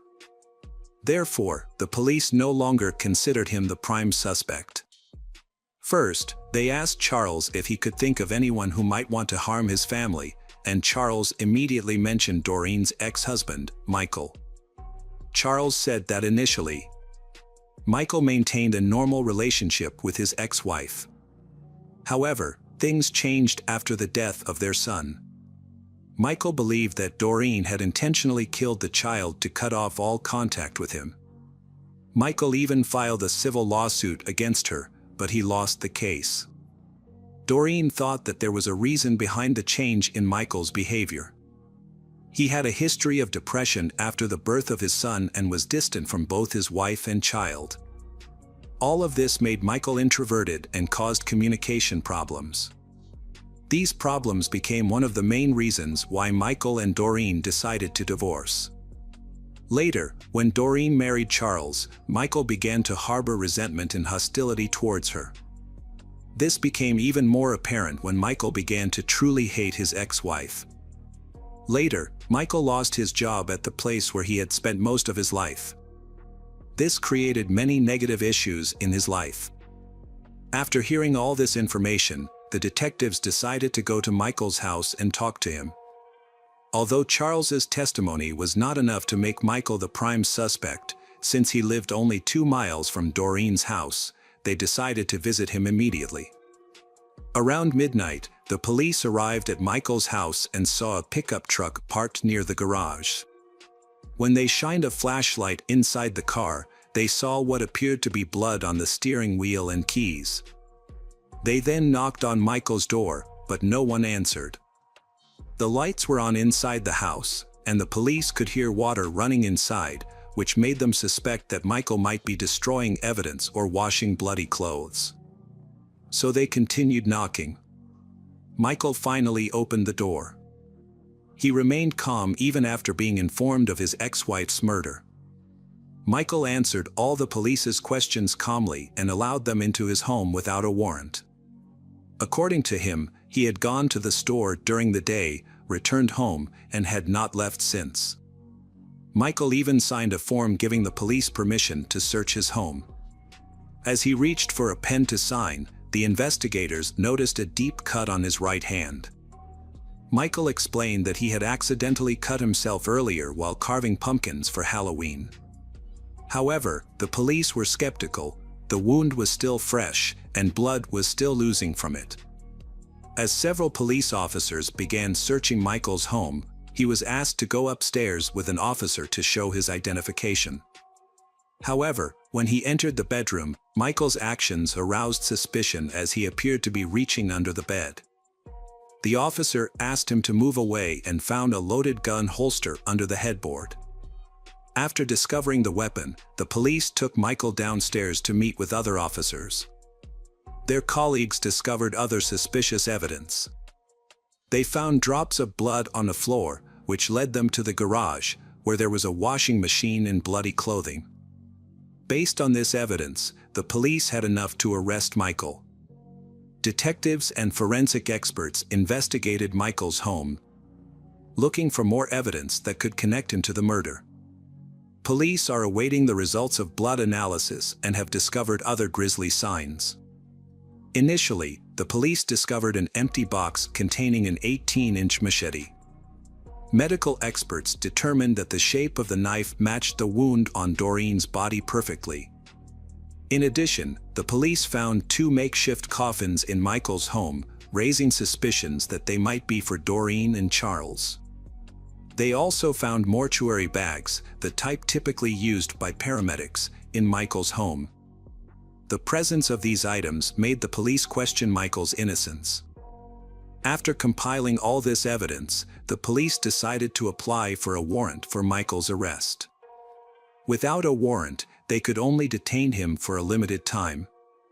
However, the judge said that the evidence they had gathered was not strong enough and that there were many unknowns. As a result, Michael was released and he was freed. 3 days into the investigation, detectives received lab results. The results showed that there were 2 different blood types at the crime scene. The majority of the blood matched Doreen's blood type, while a small amount matched Michael's. This indicated that Michael had injured himself during the attack on his ex-wife. The judge quickly issued an arrest warrant, and Michael was charged with the murder of his ex-wife and her unborn child. Detectives continued their investigation and found additional evidence linking Michael to the crime. When they spoke to acquaintances of Michael, they learned that he owned the wolf mask found near Doreen's house. They also found a photo of Michael wearing the mask at a previous Halloween party. To further solidify the case, police found the mask Michael wore in the photo in his home. Michael's trial began in July 1988, 4 years after Doreen's murder. He initially admitted to the crime but later changed his story. He did not deny the murder but claimed he was innocent by reason of mental illness. A psychologist assigned to monitor him concluded that he did have serious mental illness. According to Michael, he became insane on Halloween night when he saw other children trick-or-treating. This reminded him of Paul's death and caused him to collapse. He said that he went to Doreen's house that night with a machete. When she opened the door, he said, "You killed my son," and that he intended to kill her. She immediately recognized the man behind the mask, shouted at her daughter to run, and the next second, Michael attacked her. However, Michael's story had one twist. He said he did not know Doreen was pregnant. This raised suspicions as all her friends claimed that she was clearly pregnant before the tragedy. They even joked that Doreen had become even bigger because of her pregnancy. The murder of Doreen and her unborn child came to light at a trial. The prosecution argued that Michael was fully aware of his actions and had planned to kill his ex-wife and her husband. He had told his friends about this desire, and detectives found evidence that he had made elaborate preparations, including 2 coffins and body bags, in his home. However, it appears that he changed his mind and did not carry out his murder plan. This led the prosecution to suspect that he may have feared being caught or discovered. One of the key witnesses in the case was Doreen's daughter, Deanna. She was only 9 years old at the time and still remembers what happened. After a year of investigation and trial, Michael was convicted of murder. He was sentenced to death, but before his execution, the state of California imposed a moratorium on executions. Therefore, Michael remains in custody and his sentence may not be carried out anytime soon. The case left a deep mark on Deanna's life. Years later, she was still haunted by the horrific memories of her mother's death.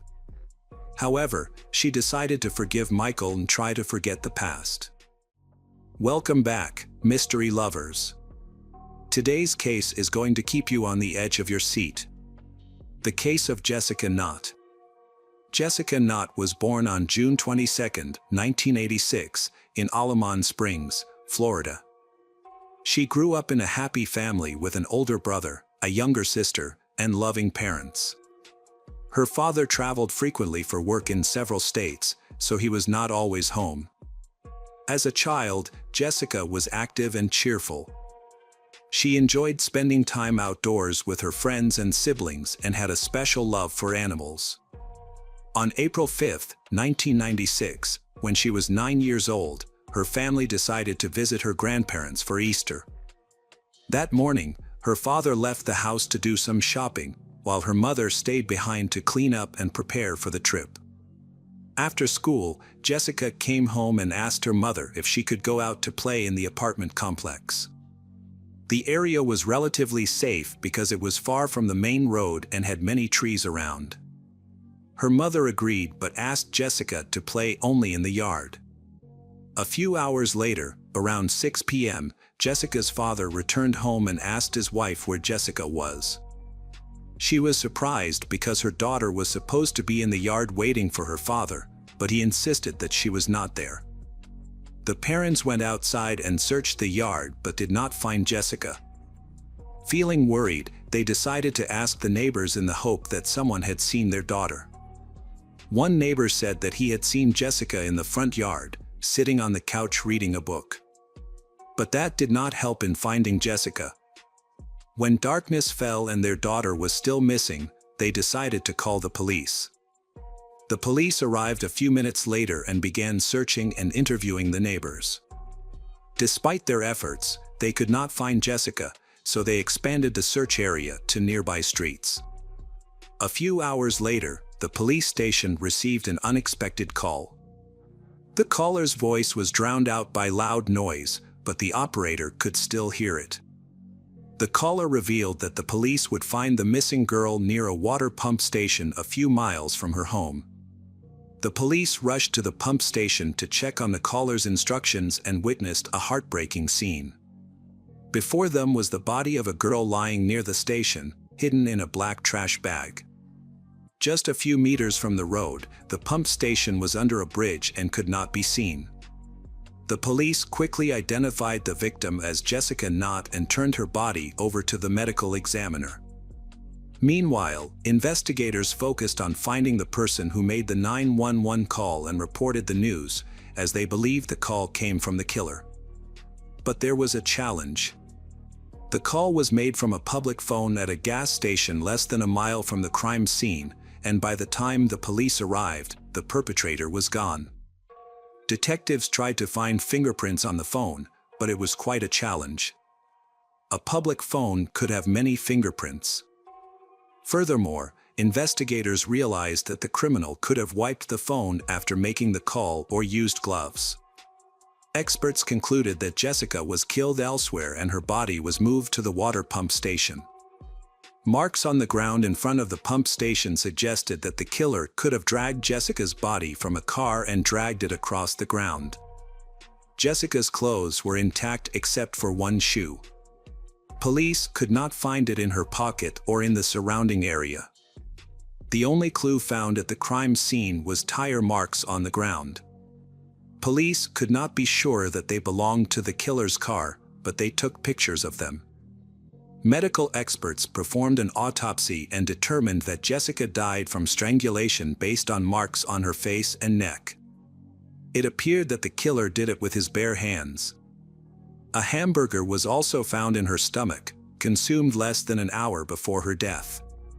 Her mother said she had not given Jessica anything of the sort that day, leading police to believe the food had been provided to her by the killer. Experts also found no signs of sexual assault, leaving the killer's motive unclear. Police initially suspected Jessica's parents because neither had a solid alibi for the time of her disappearance. Jessica's mother claimed that she was packing her belongings in the apartment, while her father went shopping. However, both had the opportunity to commit the crime, theoretically. Police were trying to figure out how the killer had taken Jessica out of the complex's courtyard without anyone noticing or without her calling for help. This led them to suspect that the killer may have known the victim and that she had left voluntarily. Another factor that supported this theory was the killer's tone during the 911 call. Although experts tried to erase the recording, they still noticed sadness and regret in the killer's voice, as if he truly regretted his actions.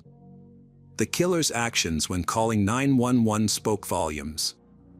It is possible that the killer did this for the thrill of toying with the police and manipulating the investigation, or that he truly regretted his actions and wanted to somehow alleviate that feeling. However, upon closer examination, investigators are inclined to the second option: that the killer truly regretted his actions. The police checked Jessica's father's car and found an important detail in the trunk.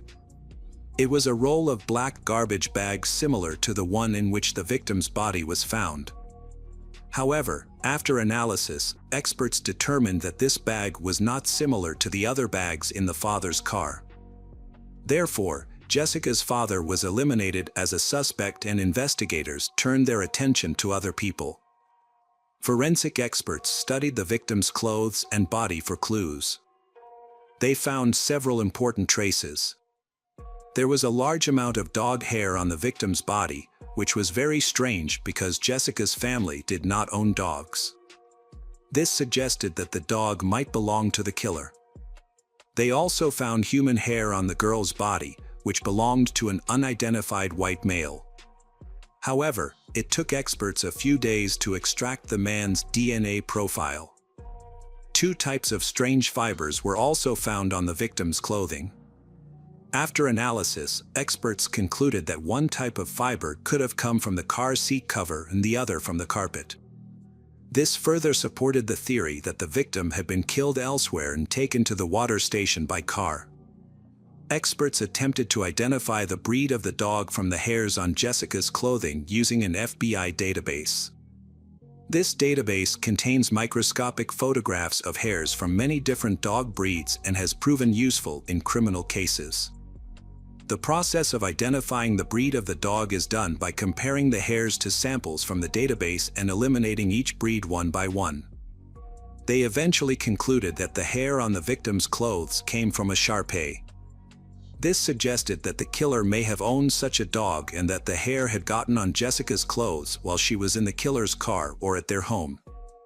Investigators developed a preliminary theory that the killer may have lured Jessica into his car, taken her to McDonald's for a hamburger, then taken her home and killed her. Meanwhile, experts were also trying to improve the phone call recording. However, this was a challenging task. To solve this problem, detectives sought help from NASA. NASA has advanced tools for improving recordings, originally designed to improve recordings from space. They agreed to help and provided the police with a higher quality recording. Experts needed a voice sample from the suspect to compare with the call recording and determine a match. Because detectives suspected that the killer might know Jessica, they decided to play the recording of the call to her mother. Jessica's mother listened to the recording and said that the voice sounded familiar, but she couldn't remember who it belonged to. However, after listening to the recording a second time, Jessica's mother recognized the voice as that of a neighbor who lived in the same complex. She added information to detectives that the man often walked a Shar-Pei in the yard. Police quickly identified the man as James Crow, 35. During the initial investigation, investigators interviewed him along with other neighbors. He said that he saw Jessica in the yard while walking her dog. They talked for a while, and then he left. Detectives looked into his background and discovered that James had no criminal record. He lives with his wife, a nurse, and is currently unemployed, spending most of his time walking the streets with a Shar-Pei named Pumpkin. The detectives realized that James's voice and the fact that he owned a dog of the same breed were not enough to arrest him. So they obtained a search warrant for his car. During the search, they discovered two troubling clues. Under the front passenger seat, they found an empty Happy Meal bag, which was suspicious since Jessica had eaten a hamburger. Experts also noticed that his car had brand new tires, as if they had barely been used. The police discovered that James had replaced the tires on the day of Jessica's murder, even though his previous tires were not very old and could have lasted for several more years. James claimed to have left the old tires at a car repair shop, which was unusual since they were not old at all. The police went to the service center to investigate. When they arrived, only one of James's tires was left. They compared its tread pattern to those found near the body. However, the results showed that they did not match. Detectives were not 100% certain that the tire tracks on the ground were left by the killer's car, as it was possible that the tire tracks were from a maintenance vehicle that regularly visited the area. Police searched James's apartment and found a box containing rolls of trash bags that matched the bags found on the victim's body.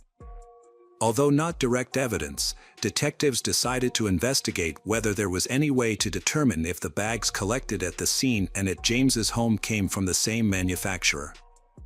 However, identifying these bags was difficult because they had no distinct markings, and there were hundreds of similar manufacturers.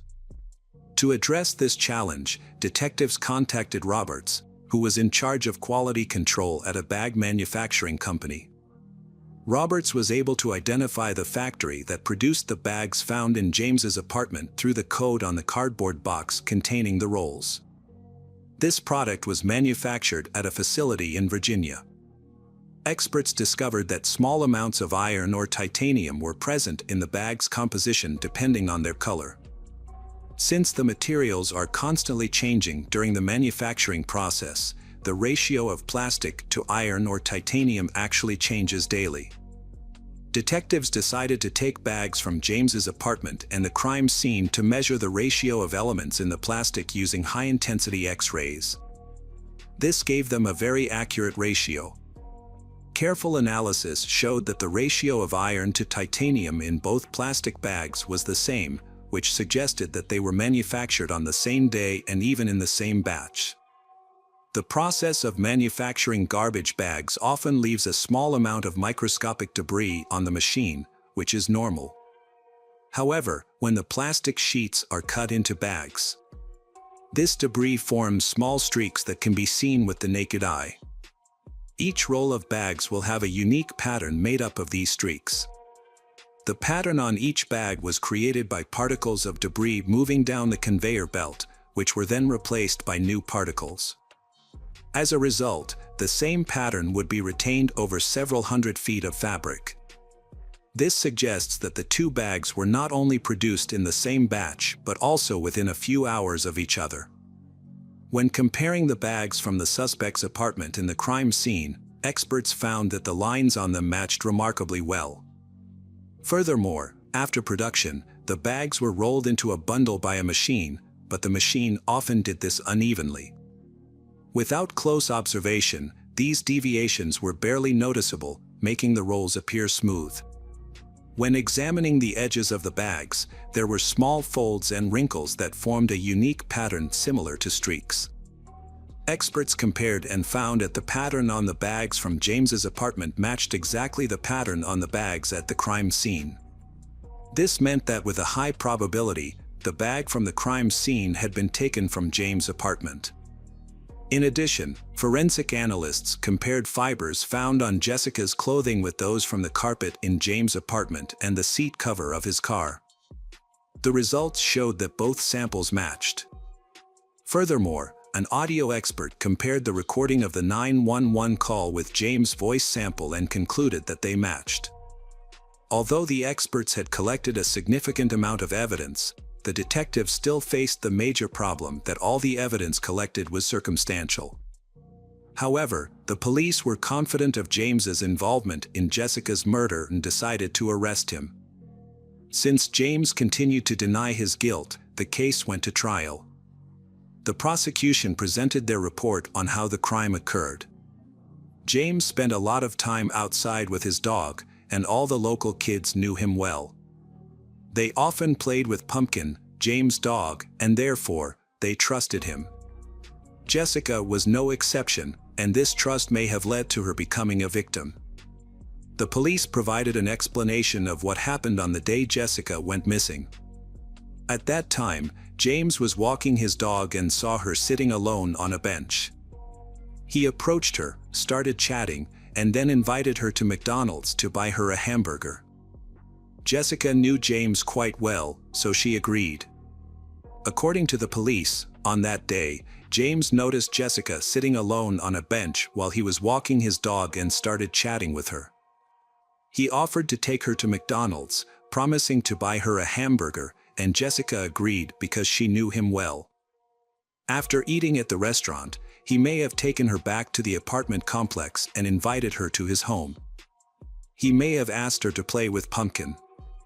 The presence of carpet fibers from his living room on Jessica's clothes suggests she was there on the day of her death. According to the investigation, James may have intended to attack Jessica, but something went wrong. Based on the autopsy results, the perpetrator not only strangled her with his bare hands but also pressed his palms against her face. This may be evidence that she tried to scream, causing the perpetrator to panic and attack. After Jessica's death, James placed her body in a garbage bag and put it in his car to transport it to a disposal site without arousing suspicion. James drove a few miles to a nearby water station, where he left Jessica's body. He then returned to his house, perhaps after stopping at a gas station to make a phone call. During the preliminary hearing, James' attorneys attempted to dismiss all available evidence, arguing that there was no solid evidence to prove their client's guilt. However, in capital cases, the standard of proof is much higher.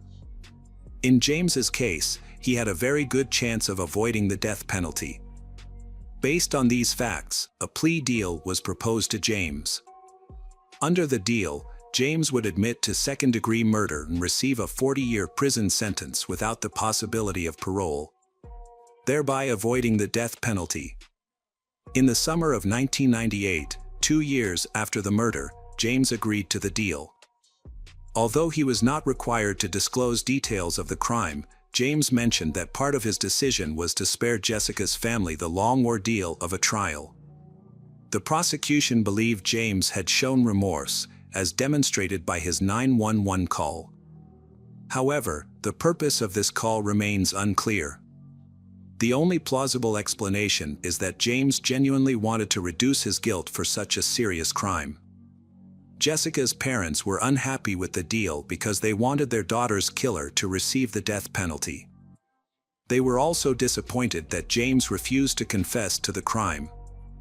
What was even more disappointing was that James did not serve his entire prison sentence due to poor health. He died in November 2011 at the age of 49, taking the secret of Jessica's murder with him. Hey detectives! Welcome back. We've got another mysterious case to explore. The case of Jasmine Kaur. Jasmine Kaur, an Indian girl, was born on September 14, 1999. She is the eldest daughter of Rashel Kaur. Jasmine later had 2 younger twin brothers named Jerman and Sukhu. When Jasmine was 6 years old, her father Rashel Kaur passed away. The family had to face many difficulties to overcome this pain. In 2017, Jasmine was 18 years old and decided to start a new journey. She came to Australia with her relatives to seek new opportunities. Jasmine's uncle, who lived in Adelaide with his wife and daughter, moved in with them. Because of her love of learning and desire to help others, Jasmine enrolled at the University of South Australia. After completing her exams, she enrolled in a nursing program. Apart from studying, Jasmine also takes on the responsibility of cooking for her family. She cooks very well. Jasmine has proven herself to be a responsible and diligent woman. Jasmine grew up in a good educational environment.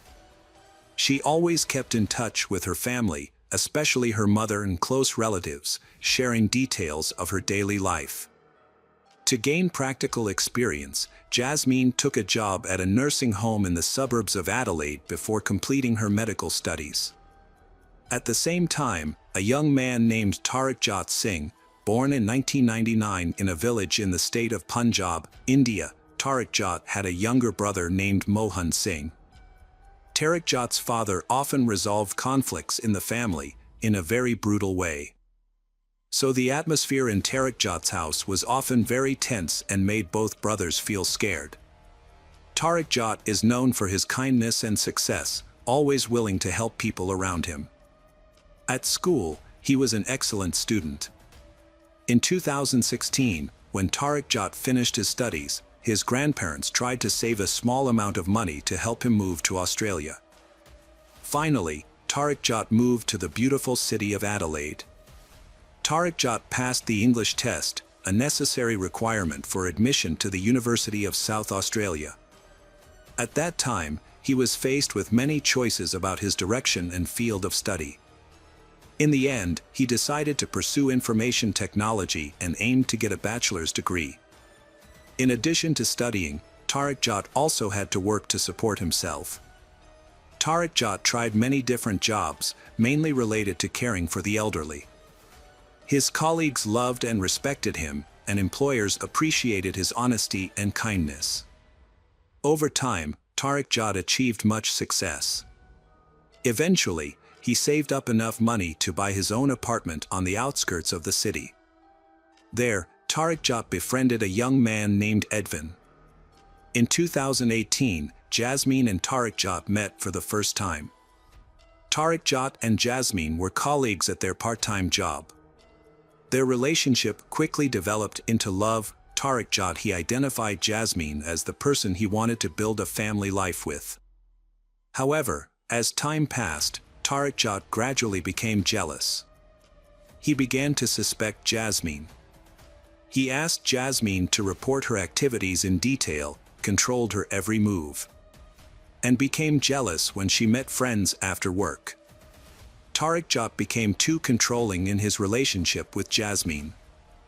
Tariq Jat kept calling and making baseless accusations.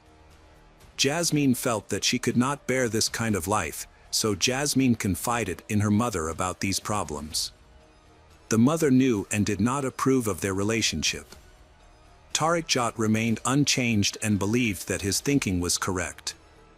Tariq Jat bought a ring to propose to Jasmine in October 2020, although he felt that Tariq Jat was jealous and controlling. Jasmine still accepted his proposal. Jasmine began to feel insecure when Tariq Jat unexpectedly appeared at her workplace. Although Jasmine was very happy to have just experienced the feeling of being proposed to, Jasmine began to doubt Tariq Jat's actions. Realizing that the relationship was negatively affecting her mental and emotional health, Jasmine decided to end the relationship. On January 4, 2021, Jasmine informed Tariq Jat that they had to break up. However, Tariq Jat threatened her that if she left him, he would end his life. The next day, Jasmine saw Tariq Jat watching her from the window during break time, which made her increasingly worried about her safety. Jasmine spoke to Tariq Jat and he again begged her to stay, but she was determined to break up. At this point, Tariq Jat began threatening to harm himself and insisted that Jasmine would be responsible for everything that happened to him. That same night, Jasmine learned that he had taken a large amount of sleeping pills. Jasmine immediately contacted a neighbor of Tariq Jat's in the apartment building, who took Tariq Jat to the hospital. At the hospital, Tariq Jat wrote a letter claiming that he had committed suicide because Jasmine had decided to break up with him, as her family forbade their relationship.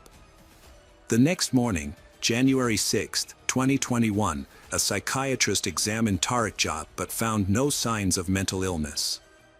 After being discharged from the hospital, Tariq Jat went to Jasmine's house. Tariq Jat said that he needed to talk to Jasmine about an important matter. And Tariq Jat tried to convince Tariq Jat to come back to him. However, this attempt failed again when Jasmine refused. In desperation, Tariq Jat threatened to make public a private video of them to Jasmine's family. Faced with Jasmine's indifference, Tariq Jat eventually sent the video to her mother. Shocked, Jasmine's mother Harpreet Kaur contacted her daughter. Harpreet was furious when she received the video. Tariq Jat then went to Jasmine's workplace the next day. Tariq Jat stood by his car and patiently waited for Jasmine to leave work. Although Jasmine ignored him and left, Tariq Jat followed her in his car, but suddenly stopped, letting Jasmine go home. However, that night, Jasmine could not sleep well. The pressure from Tariq Jat increased and he kept threatening to share her private video with more people if she did not return to him immediately. January 28, 2021, Jasmine could not bear it anymore. She officially reported Tariq Jat's harassment to the police. The police recorded every detail of their relationship. Due to the seriousness of the case, the police conducted an investigation and met Tariq Jat on February 9 to find out the situation. A few days later, Tariq Jat attempted suicide again but was fortunately discovered by a neighbor in time. In the hospital, he explained that he could not face the breakup and asked to be discharged. His request was accepted and he was discharged. However, after being discharged, Tariq Jat began taking medication prescribed by a doctor to treat depression, anxiety, and agitation. But at the same time, thoughts of harming Jasmine became stronger in his mind. On March 4, 2021, Tariq Jat collected information about the locations of most of the surveillance cameras in Adelaide. The next day, Tariq Jat used another phone and left it at home to create an alibi. To avoid detection, Tariq Jat borrowed a neighbor's blue Jeep. On the same day, Tariq Jat went to a hardware store to buy necessary items, including gloves, cable ties, and a shovel. However, Tariq Jat did not know that his every move was monitored and recorded by the store's surveillance camera. Tariq Jat then drove to Jasmine's workplace and waited for her to finish work at around 10 p.m. When she stepped out onto a deserted street, Tariq Jat suddenly attacked, grabbed Jasmine's arm and dragged her into the car. Tariq Jat covered Jasmine's mouth and eyes, tied her hands and feet and drove to a deserted location. He then put her in the boot of the car and continued driving to another city, nearly 400 kilometers away from Adelaide. Along the entire route, from 10:30 p.m. to 3:30 a.m., 5 city surveillance cameras recorded him using the car. When he reached a deserted location, Tariq Jat got out of the car and began digging a shallow grave near the road. Then Tariq Jat opened the trunk of the car and tried to stab Jasmine in the throat with a knife, causing minor injuries. Next, Tariq Jat pushed Jasmine into the grave and began burying her alive. All of this happened in the early hours of March 6th. After burying Jasmine, Tariq Jat got back into the car and drove away. Along the way, he discarded Jasmine's belongings along with the remaining rope, tape, and other items. He also discarded his gloves and hood at a location known as the Death Rock. That same day, Jasmine's family became worried when she did not return home. When she failed to show up for work, with no news of Jasmine, her relatives contacted the police and filed the missing person report. During the investigation into Jasmine's disappearance, police reviewed surveillance footage from Jasmine's workplace and discovered surveillance video from the night before showing a man near the building who had been driving toward another city for most of the morning. In an effort to identify the suspect, police issued a public appeal for anyone with information about a man in his 20s who had been in contact with Jasmine or nearby in the days before she went missing. On March 7th, police met with Tariq Jat to question him about previous police reports of stalking. Tariq Jat initially denied any involvement in Jasmine's disappearance. However, he later told police that he and Jasmine had argued and she had attempted suicide. Tariq Jat claimed that Jasmine died after she passed out and he buried her in a remote location. Tariq Jat was later arrested and led police to the place where he had buried Jasmine. Jasmine's body was found under 30 centimeters of sand. Jasmine's hands were tied behind her back, her legs were tied with cable ties, and her eyes and mouth were covered. The cut on Jasmine's throat was only a superficial wound. An autopsy was performed. During interrogation, inconsistencies in Tariq Jat's testimony led to his arrest. The autopsy revealed that Jasmine was alive when she was buried and that the cause of death was lack of air. These findings shed light on the horrific nature of the case. On March 8, 2021, Tariq Jat was charged with murder and remanded in pretrial detention. Tariq Jat's first appearance in the Supreme Court was scheduled for March 2022. However, Tariq Jat fell ill.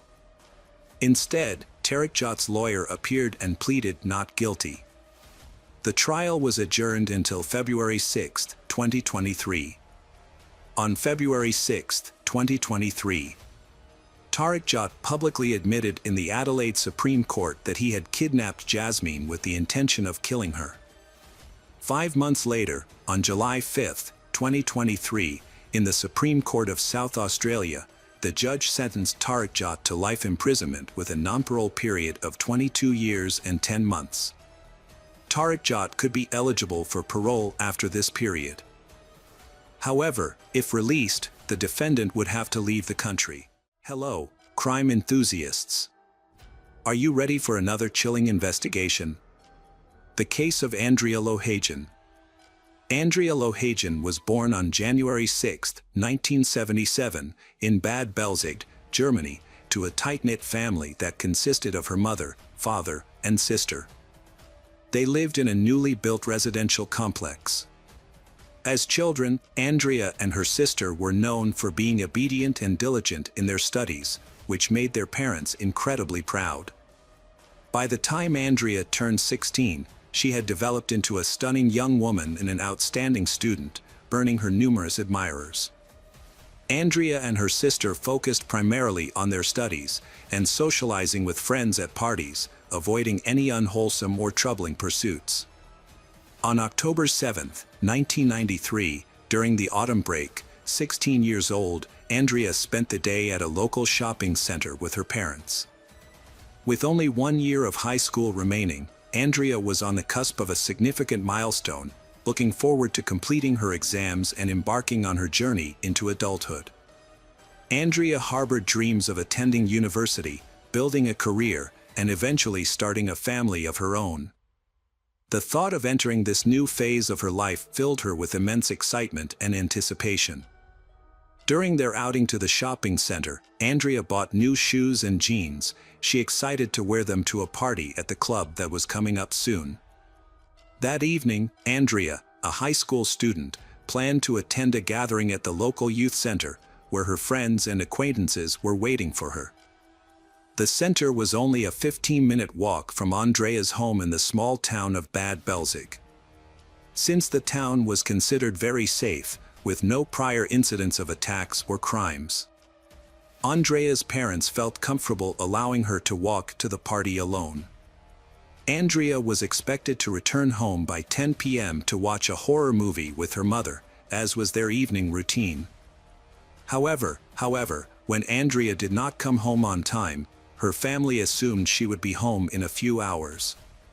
Andrea's friends who were at the party said she never showed up, which caused them to become worried. This was unusual behavior for Andrea, who was known for being responsible and punctual. She had never been late before, so her friends were worried. Unfortunately, it was difficult to reach Andrea directly, as mobile phones were not widely used at the time, and the youth center didn't have a landline phone. Her friends would have had to leave the party to call her from another location. Nevertheless, the group chose not to jump to conclusions and stayed at the club. They thought Andrea might be dealing with family issues that prevented her from attending the party. Despite the youth center being close by, none of them tried to check on her. The girls assumed Andrea was either running late or grounded at home, and they continued to enjoy the party. However, when Andrea failed to return home by midnight, her mother grew worried. Normally, Andrea would be home by this time, watching another horror movie.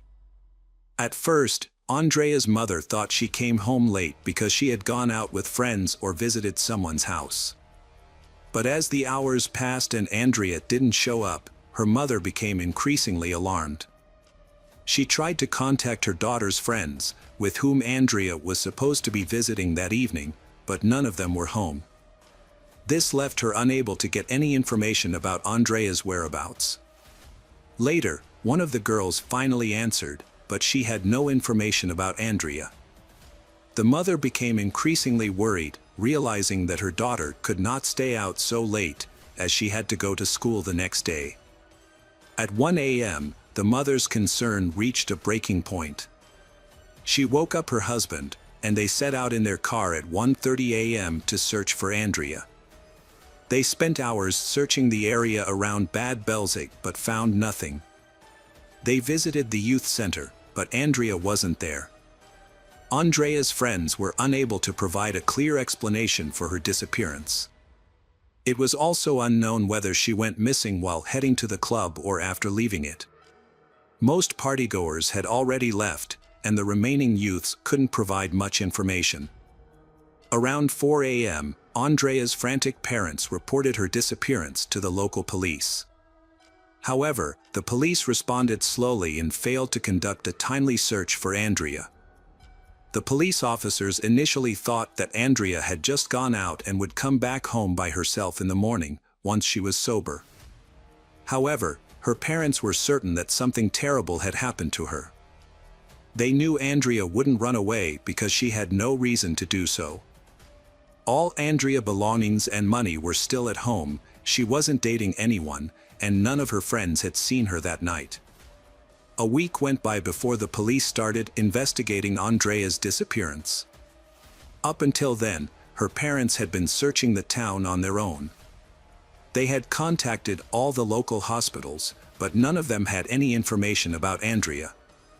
As the search continued without any success, Andrea's parents become increasingly suspicious of a plot of land formerly owned by Andrea's ex-boyfriend's grandfather. Andrea and her ex-boyfriend had broken up shortly before she went missing. There were reports that her ex-boyfriend was struggling to cope with their breakup. The outside of the property appeared abandoned, except for a small, old shed that caught the attention of Andrea's parents. They suspected that Andrea's ex-boyfriend might be connected to her disappearance. They thought it was possible that he had ambushed her on her way to the club, attacked her, and taken her. The parents immediately contacted Andrea's ex-boyfriend, but he denied any involvement. He stated that he was at home for the entire evening and night, and his family members were ready to confirm his alibi. However, Andrea's family didn't believe him. The police were informed by Andrea's parents about a suspicious piece of land owned by her ex-boyfriend's grandfather, and they agreed to investigate. It wasn't until a week after Andrea's disappearance that the police took the investigation seriously. Detectives started questioning the people who were at the youth club on the night Andrea went missing. Many of the partygoers were friends and acquaintances of Andrea, but their statements didn't shed any light on the case.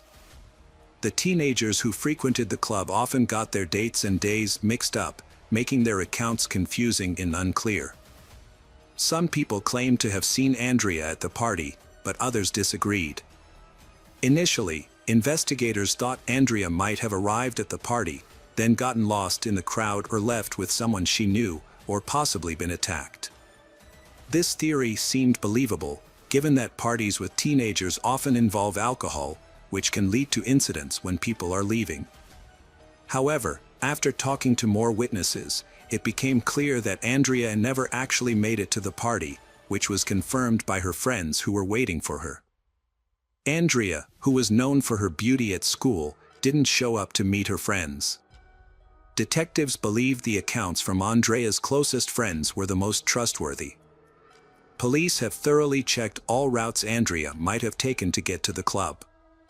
They launched a large-scale search operation, involving trained dogs and many volunteers. Despite their extensive efforts, they couldn't find any signs of Andrea.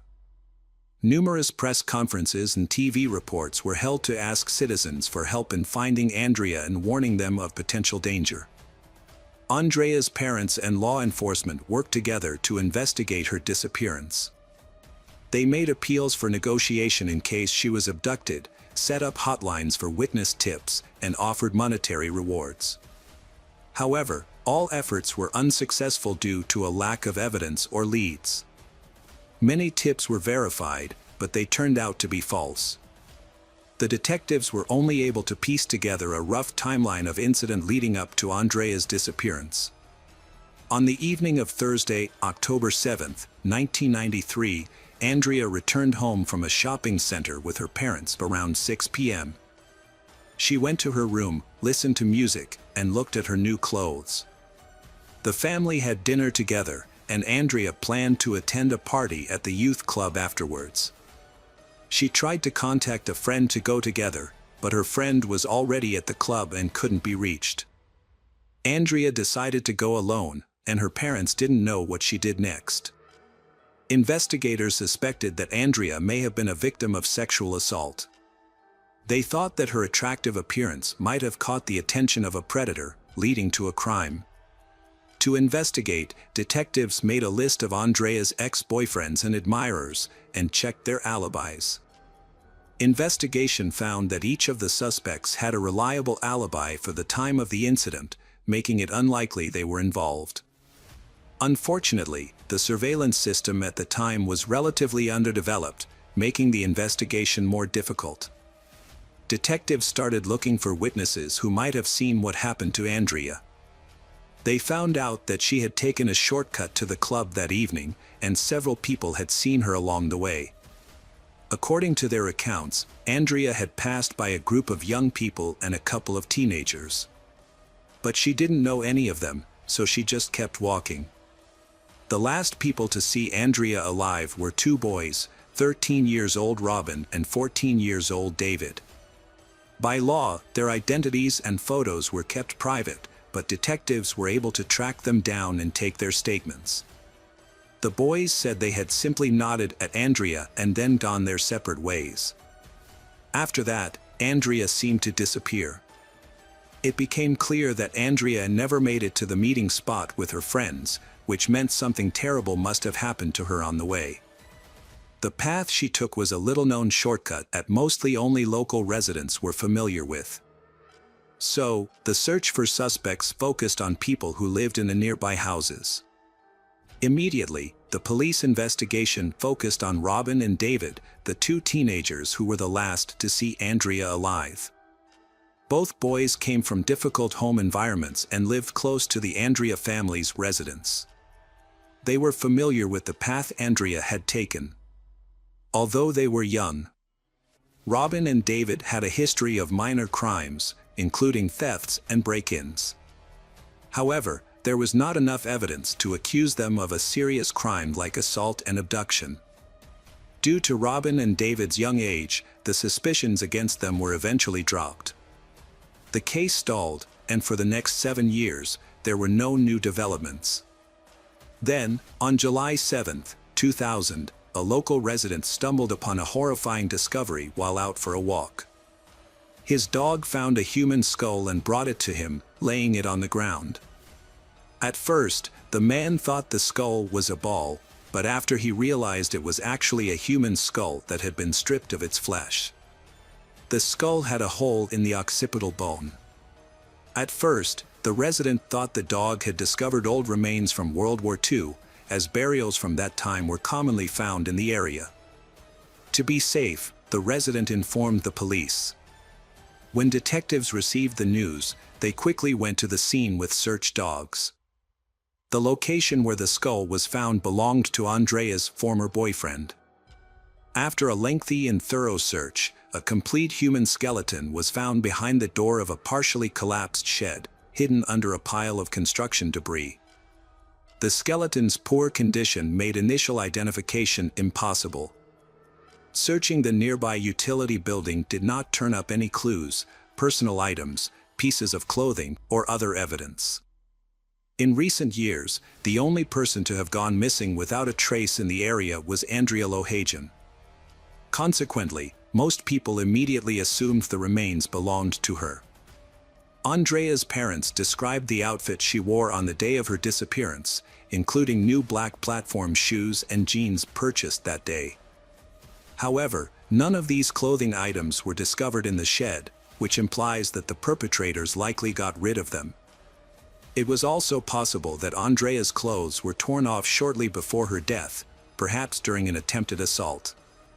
The remains were only identified as Andrea's after a thorough forensic examination, including an analysis of dental records. This allowed Andrea's family to learn the truth about her fate and give her a proper burial. However, it also sparked concerns about how thorough the initial searches were, since her body was found in an area that had already been searched before. A review of the search operation reports showed that investigators had examined the area, including an abandoned shed filled with debris, but they didn't find anything unusual at the time. It is possible that the body was hidden there later, but there is no evidence to confirm this. The investigation initially concentrated on the accounts of witnesses who claimed to have seen Andrea in the company of two teenagers, Robin and David, aged 13 to 14, just before her disappearance. Andrea's vanishing after being seen with Robin and David had seemed suspicious. The boys were questioned again and repeated that they had seen Andrea on the night she disappeared, but had only greeted her and had no involvement in her disappearance. Despite the lack of evidence, but the investigation still points to their involvement in Andrea's disappearance. It seemed unlikely that such young boys could be responsible for her murder, but their involvement couldn't be ruled out entirely. Further investigation revealed that the boys had a connection to the location where Andrea's remains were found. Witnesses had seen Robin and David near the shed on several occasions, and it was discovered that they had access to the inside of the abandoned building. Additionally, eyewitnesses reported seeing the boys at the entrance of the shed on the evening Andrea went missing, raising more questions and increasing suspicions about Robin and David's involvement in the crime. The investigation into the involvement of Robin and David in Andrea's disappearance was dropped due to insufficient evidence and their young age. At the time, detectives didn't think it was plausible for schoolboys to be involved in the crime. The search for Andrea continued. But authorities, media, and her family failed to uncover any valuable information. The case hit a dead end, and it was eventually shelved as unsolved. Without direct evidence pointing to a killer, detectives stopped their search. It wasn't until 2012, when new leadership took over the regional police department, that the case was reopened. Although new evidence and leads were discovered, there still wasn't enough proof to charge anyone. At this point, detectives didn't have a prime suspect. In May 2016, the case took a major turn, when David, a 37-year-old man, died in Berlin from a serious pancreatic disease caused by years of drug addiction and unsettled lifestyle. He was one of the teenagers who had last seen Andrea alive. During a train trip, David suffered a fatal internal hemorrhage, and his death certificate listed natural causes, despite his extensive criminal history. Following David's death, a witness came forward to the authorities, claiming to have information that could solve Andrea's murder case. David's mother was a witness, but she concealed the disturbing truth about her son's involvement in the case.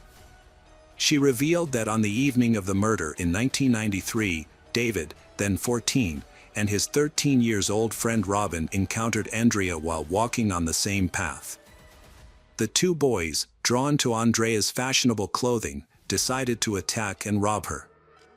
When Andrea recognized them in the darkness, fearing they would be exposed, Robin and David brutally killed her. The investigators were shocked by a sudden turn of events.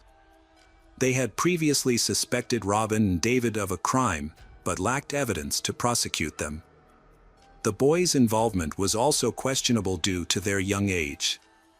Until then, the boys, Robin and David, had gotten into only minor scrapes with the law and had managed to avoid punishment due to their youth. No one suspected that this lack of punishment would embolden them to commit more serious crimes. Years later, 36-year-old Robin was brought in for questioning. His former accomplice, David, had since passed away, so the police had to rely on Robin's testimony. Robin confessed to everything, including the gruesome details of the crime. He asked to speak with his family first, to confess to them, before providing a final statement to the investigators. The detectives agreed to give Robin 48 hours to meet with his family, appreciating his willingness to cooperate. However, they had no idea that Robin had already planned his next move. When he returned to his apartment, his wife was temporarily away. Robin left a note for his wife and a message for the police, detailing his involvement in the attack on Andrea Lohajian. Then, he disappeared without a trace. 2 days later, Robin was declared missing after he failed to show up. On November 4, 2016, a hunter discovered his body in the mountains. Robin's mutilated body was found at the bottom of a deep ravine. It appeared that Robin had taken his own life, so unable to cope with the guilt he committed in his youth. In his final note, Robin described the horrific details of the crime.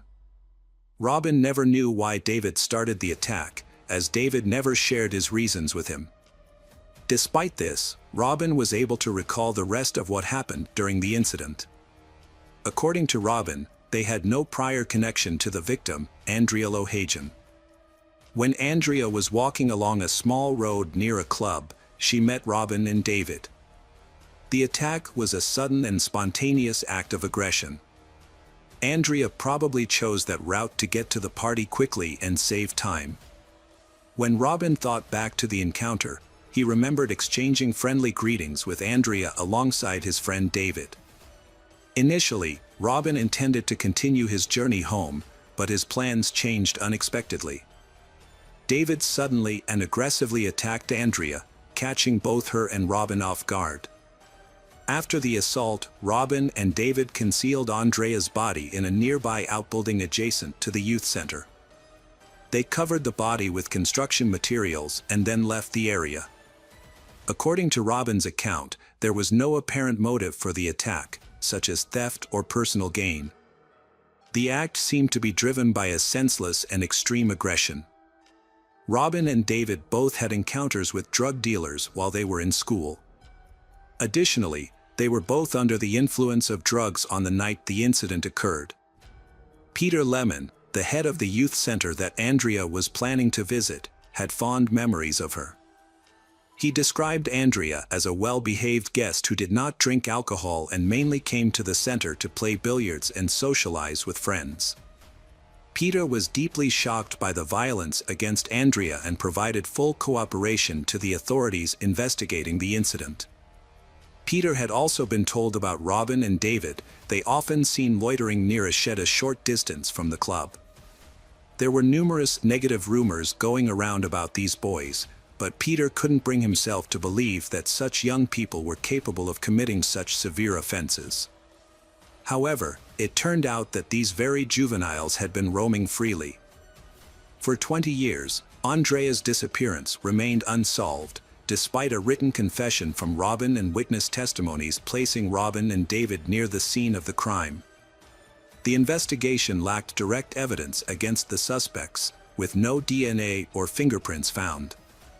Detectives carefully analyzed every word from Robin, including their social media posts and phone contents.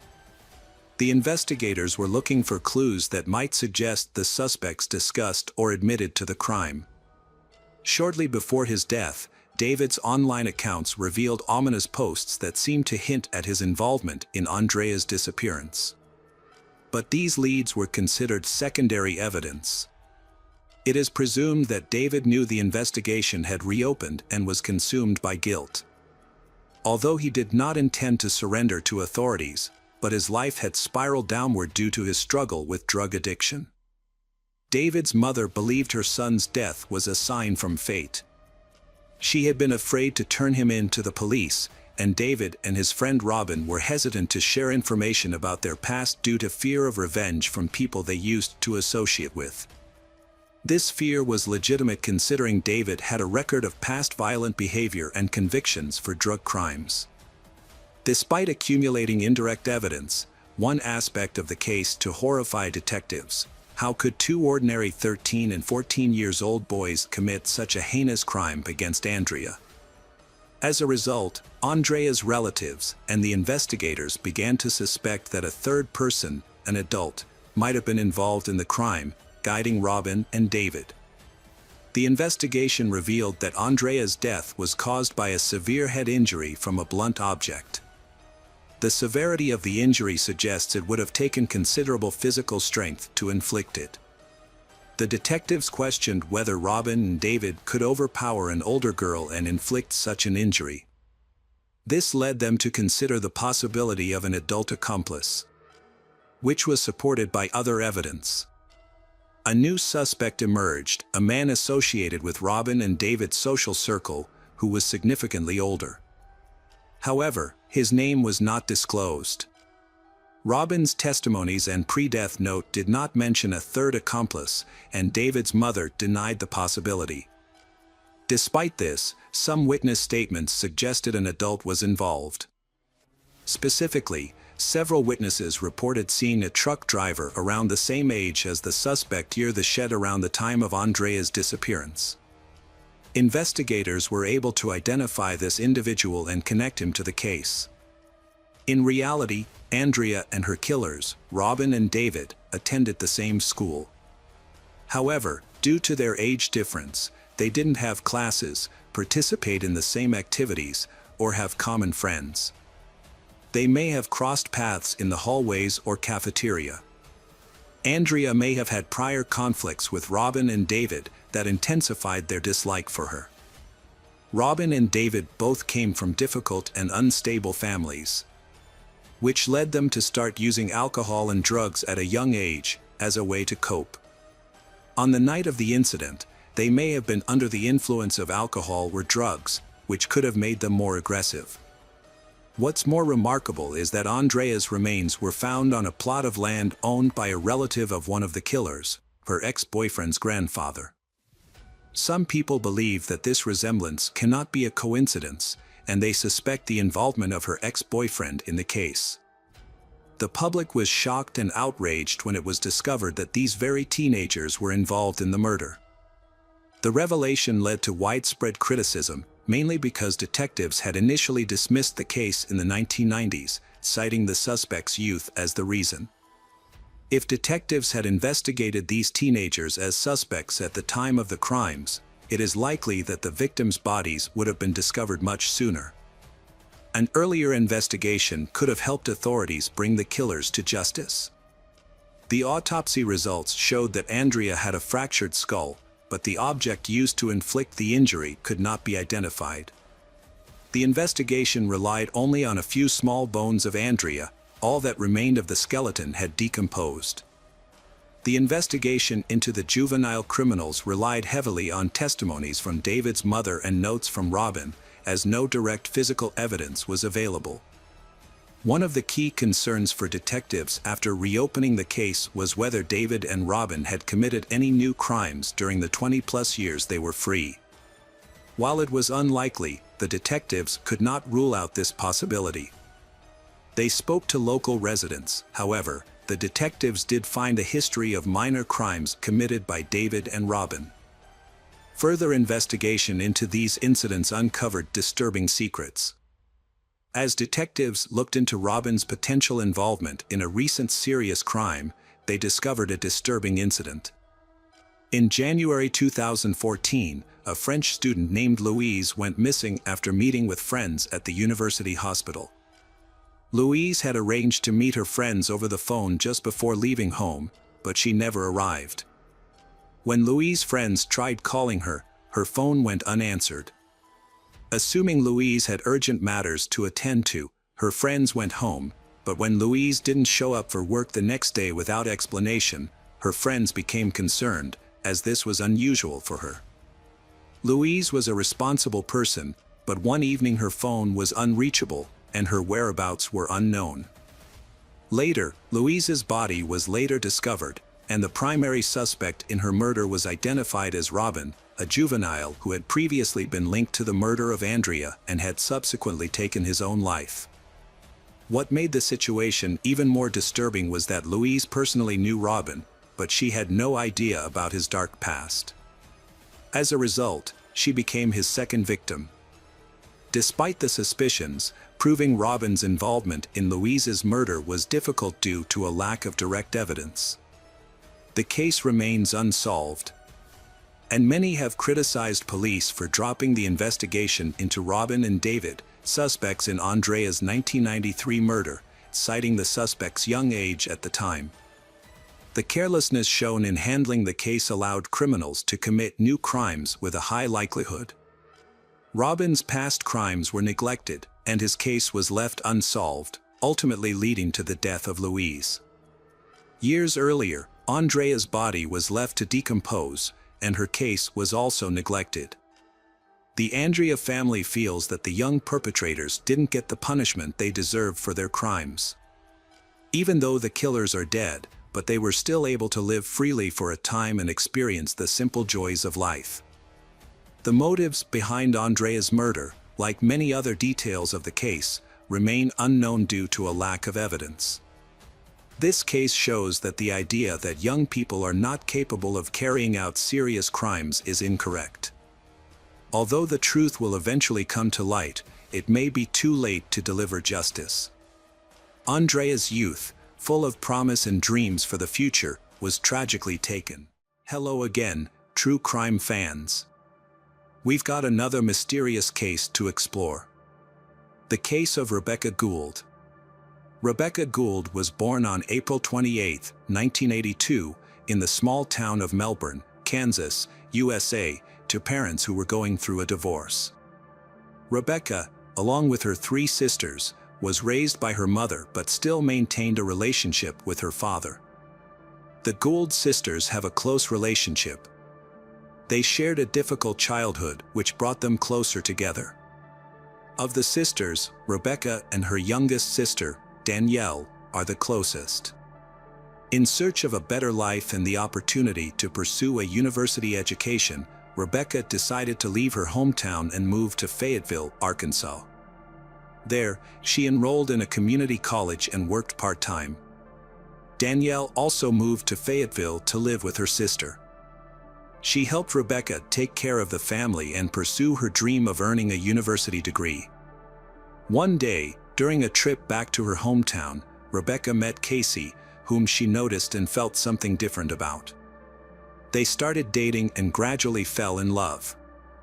Although they lived far apart, she and Casey shared beautiful moments together. The relationship between Rebecca and Casey grew stronger. On the morning of September 20th, 2004, Rebecca was scheduled to go to Melbourne to pick Casey up from work at a fast food restaurant. After buying coffee and sandwiches, she decided to go back to the mobile home and take a nap before returning to Fayetteville. Meanwhile, Danielle was at Casey's house waiting for Rebecca to pick her up. Rebecca and Danielle had planned for Rebecca to pick Danielle up at noon. However, Danielle tried calling and texting Rebecca but was unable to reach her sister. Danielle then decided to call Rebecca's friends but still did not receive any news. Danielle became increasingly worried. Danielle decided to go to the police station to report Rebecca missing. The police began investigating Rebecca's disappearance by questioning potential witnesses. The first person they chose to question was Casey, the last person to see Rebecca alive. The detectives went to the restaurant where Casey worked and asked him about Rebecca. Casey said that he had slept over at a friend's house and went straight to work the next morning without seeing Rebecca as usual. He assumed Rebecca had left town with Danielle some time ago. Even though Casey had an alibi, the police still felt suspicious of him. They found it strange that he had left his dog alone at home to spend the night at a friend's house. Furthermore, why would he decide to sleep over at a friend's house the night before his girlfriend left? This was one inconsistency in Casey's story that the police noticed. The police thoroughly searched the mobile home where Casey lived and where Rebecca was last seen. They detected a lingering smell of bleach, apparently used to cover up some sort of incident. Rebecca's belongings were still in place, but the bed was in disarray, and the sheets were rumpled. One of them showed blood stains. Forensic analysis confirmed that the blood was Rebecca's. Casey immediately became a suspect. However, he had a solid alibi. Several witnesses had seen Rebecca personally driving him to work on Monday morning, and from 8:30 to 4:30, Casey was consistently present at the restaurant. The investigation hit a dead end until a call from a passerby. A week later, a passerby discovered the body of a young girl, brutally mutilated and dumped at the bottom of a shallow ravine outside the city. Police searched the area thoroughly for traces and physical evidence. It was not difficult to identify the murdered girl as Rebecca Gould. She was wearing the same t-shirt and underwear she had been last seen in alive. An autopsy later revealed that her death had occurred about 7 days earlier, on the same Monday, September 20th, when Casey had spent the night at a friend's house. Investigators found signs of brutal beatings on Rebecca's body, including multiple bruises, a broken nose, and a fractured skull. Of particular note were 2 blunt force injuries to the head. These were clearly fatal. The shape of these injuries matched the shape of the missing leg from the piano in Casey's mobile home. Police believed it could have been used as a murder weapon, but they were unable to find it.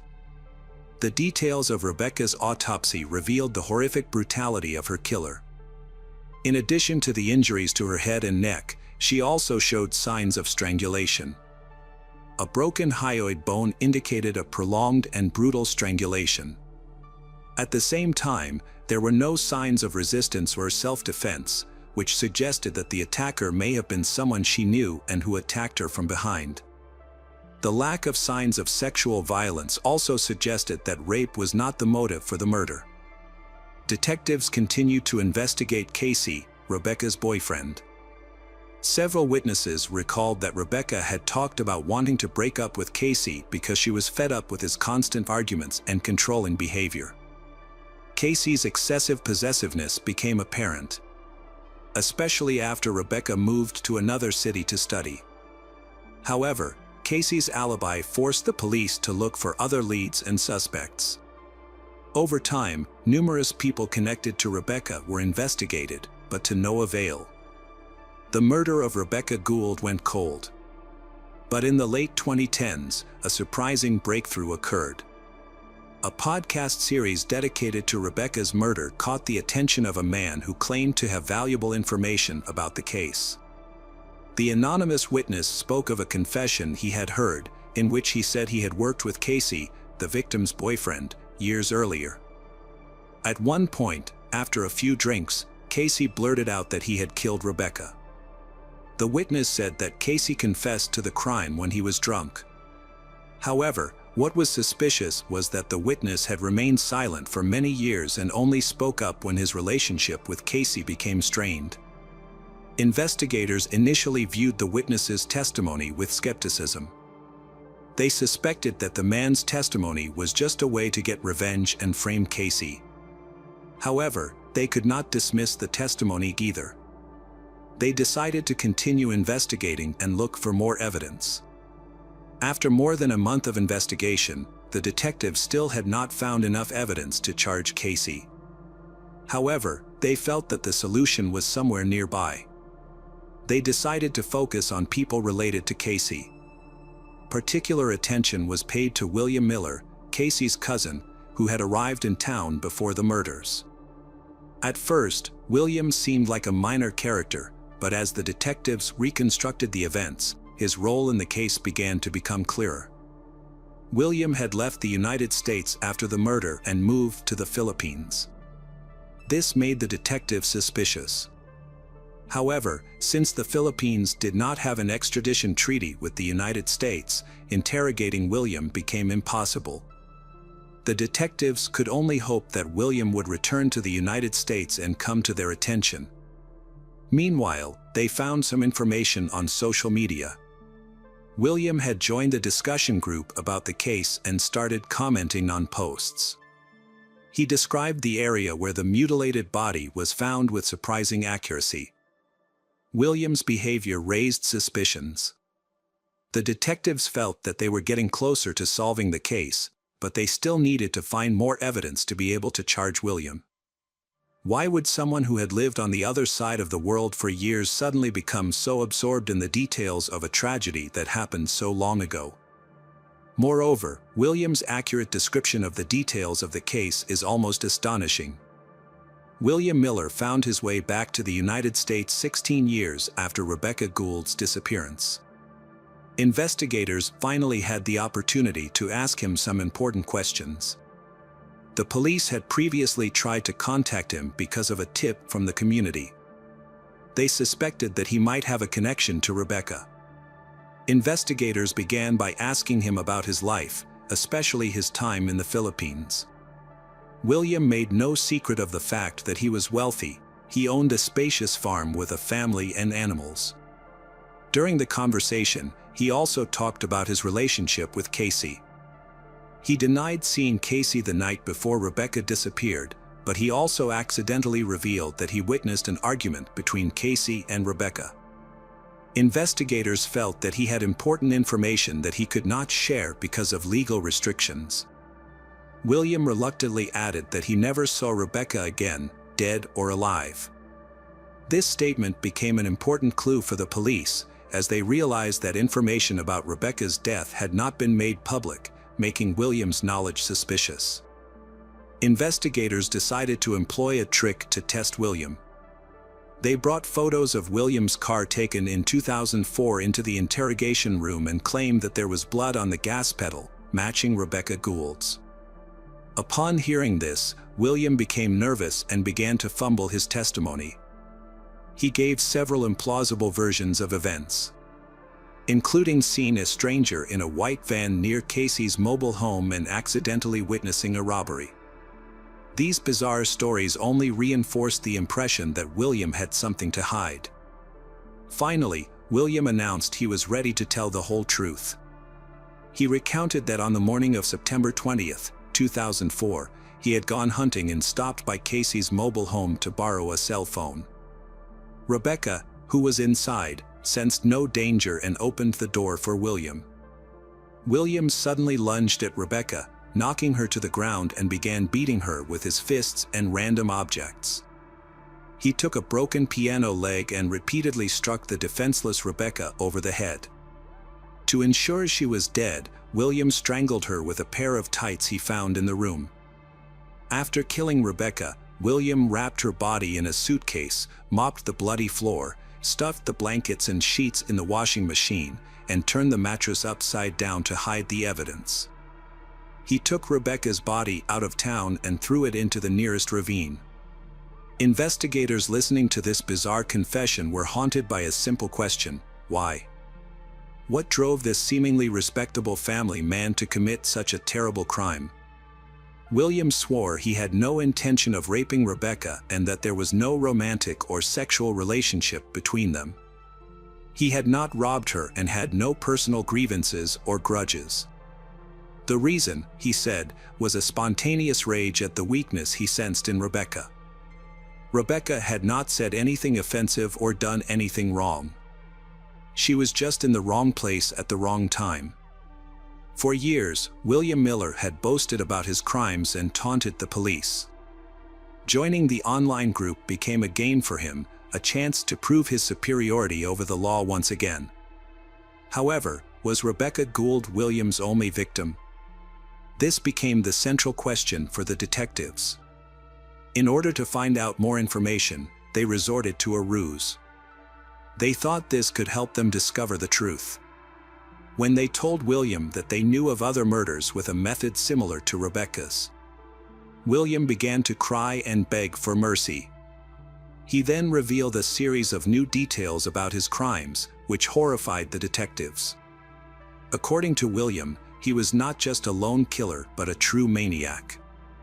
At least 5 lives were lost at his hands. The victims were mostly young women, including prostitutes and hitchhikers. William would pick them up on the highway, lure them to deserted places, and then brutally murder them. William did not rape these women. Instead, he derived pleasure from the killing process itself. He watched the life fade from the eyes of his captives, savoring their terror and despair. Then, he would strangle them with their clothes. The detectives listened attentively to William's confession, feeling horrified. They realized that they had encountered a living serial killer, which could help them solve many cases. However, the detectives also questioned the authenticity of William's confession. To verify the information, they asked William to provide more details about the victims and where they were buried. William provided some information, but it was not detailed enough. He gave some descriptions of the victims, but did not provide specific information about the locations or dates of the murders. In the end, the detectives relied on a rough map that William had marked with some of the possible locations where the victims' remains might be found. William's testimony was still valuable. The detectives knew that they had months, if not years, of hard work and careful examination ahead. They would have to search for missing bodies, compare DNA, and identify the victims. The most important thing was that William would eventually go to prison and never be able to hurt anyone again. William had revealed too many details that only the killer would know. His testimony matched the autopsy results and the circumstances of the crime scene perfectly. In November 2022, more than 5 years after William Miller was arrested, the case finally came to a close. William was charged with the premeditated murder of Rebecca Gould. However, investigators did not have enough evidence to charge him with other crimes. The court decided to focus on the 16-year-old murder case. The prosecutor argued that a life sentence was appropriate for William. They believed that he was no longer a human being but a killer who posed a direct threat to society. The prosecutor believed that if William were released, even for a day, he would surely commit more crimes. In contrast to the prosecutor, William's lawyers emphasized that he was not responsible for his actions because of his mental illness. They urged the jury to sympathize with their client and allow him to be treated in an appropriate psychiatric facility. In the end, the court convicted William Miller of first-degree murder. He was sentenced to 40 years in prison, with the possibility of parole in 25 years. If William were released, he would be 72 years old. The verdict shocked the people of Melbourne. Many protested that the sentence was too lenient. In their view, a person who committed such a crime did not deserve parole. Some argued that the investigation had watered down the crime and weakened the case to avoid affecting the clearance rate. Ultimately, William's conviction automatically cleared Casey, who many townspeople considered the real killer.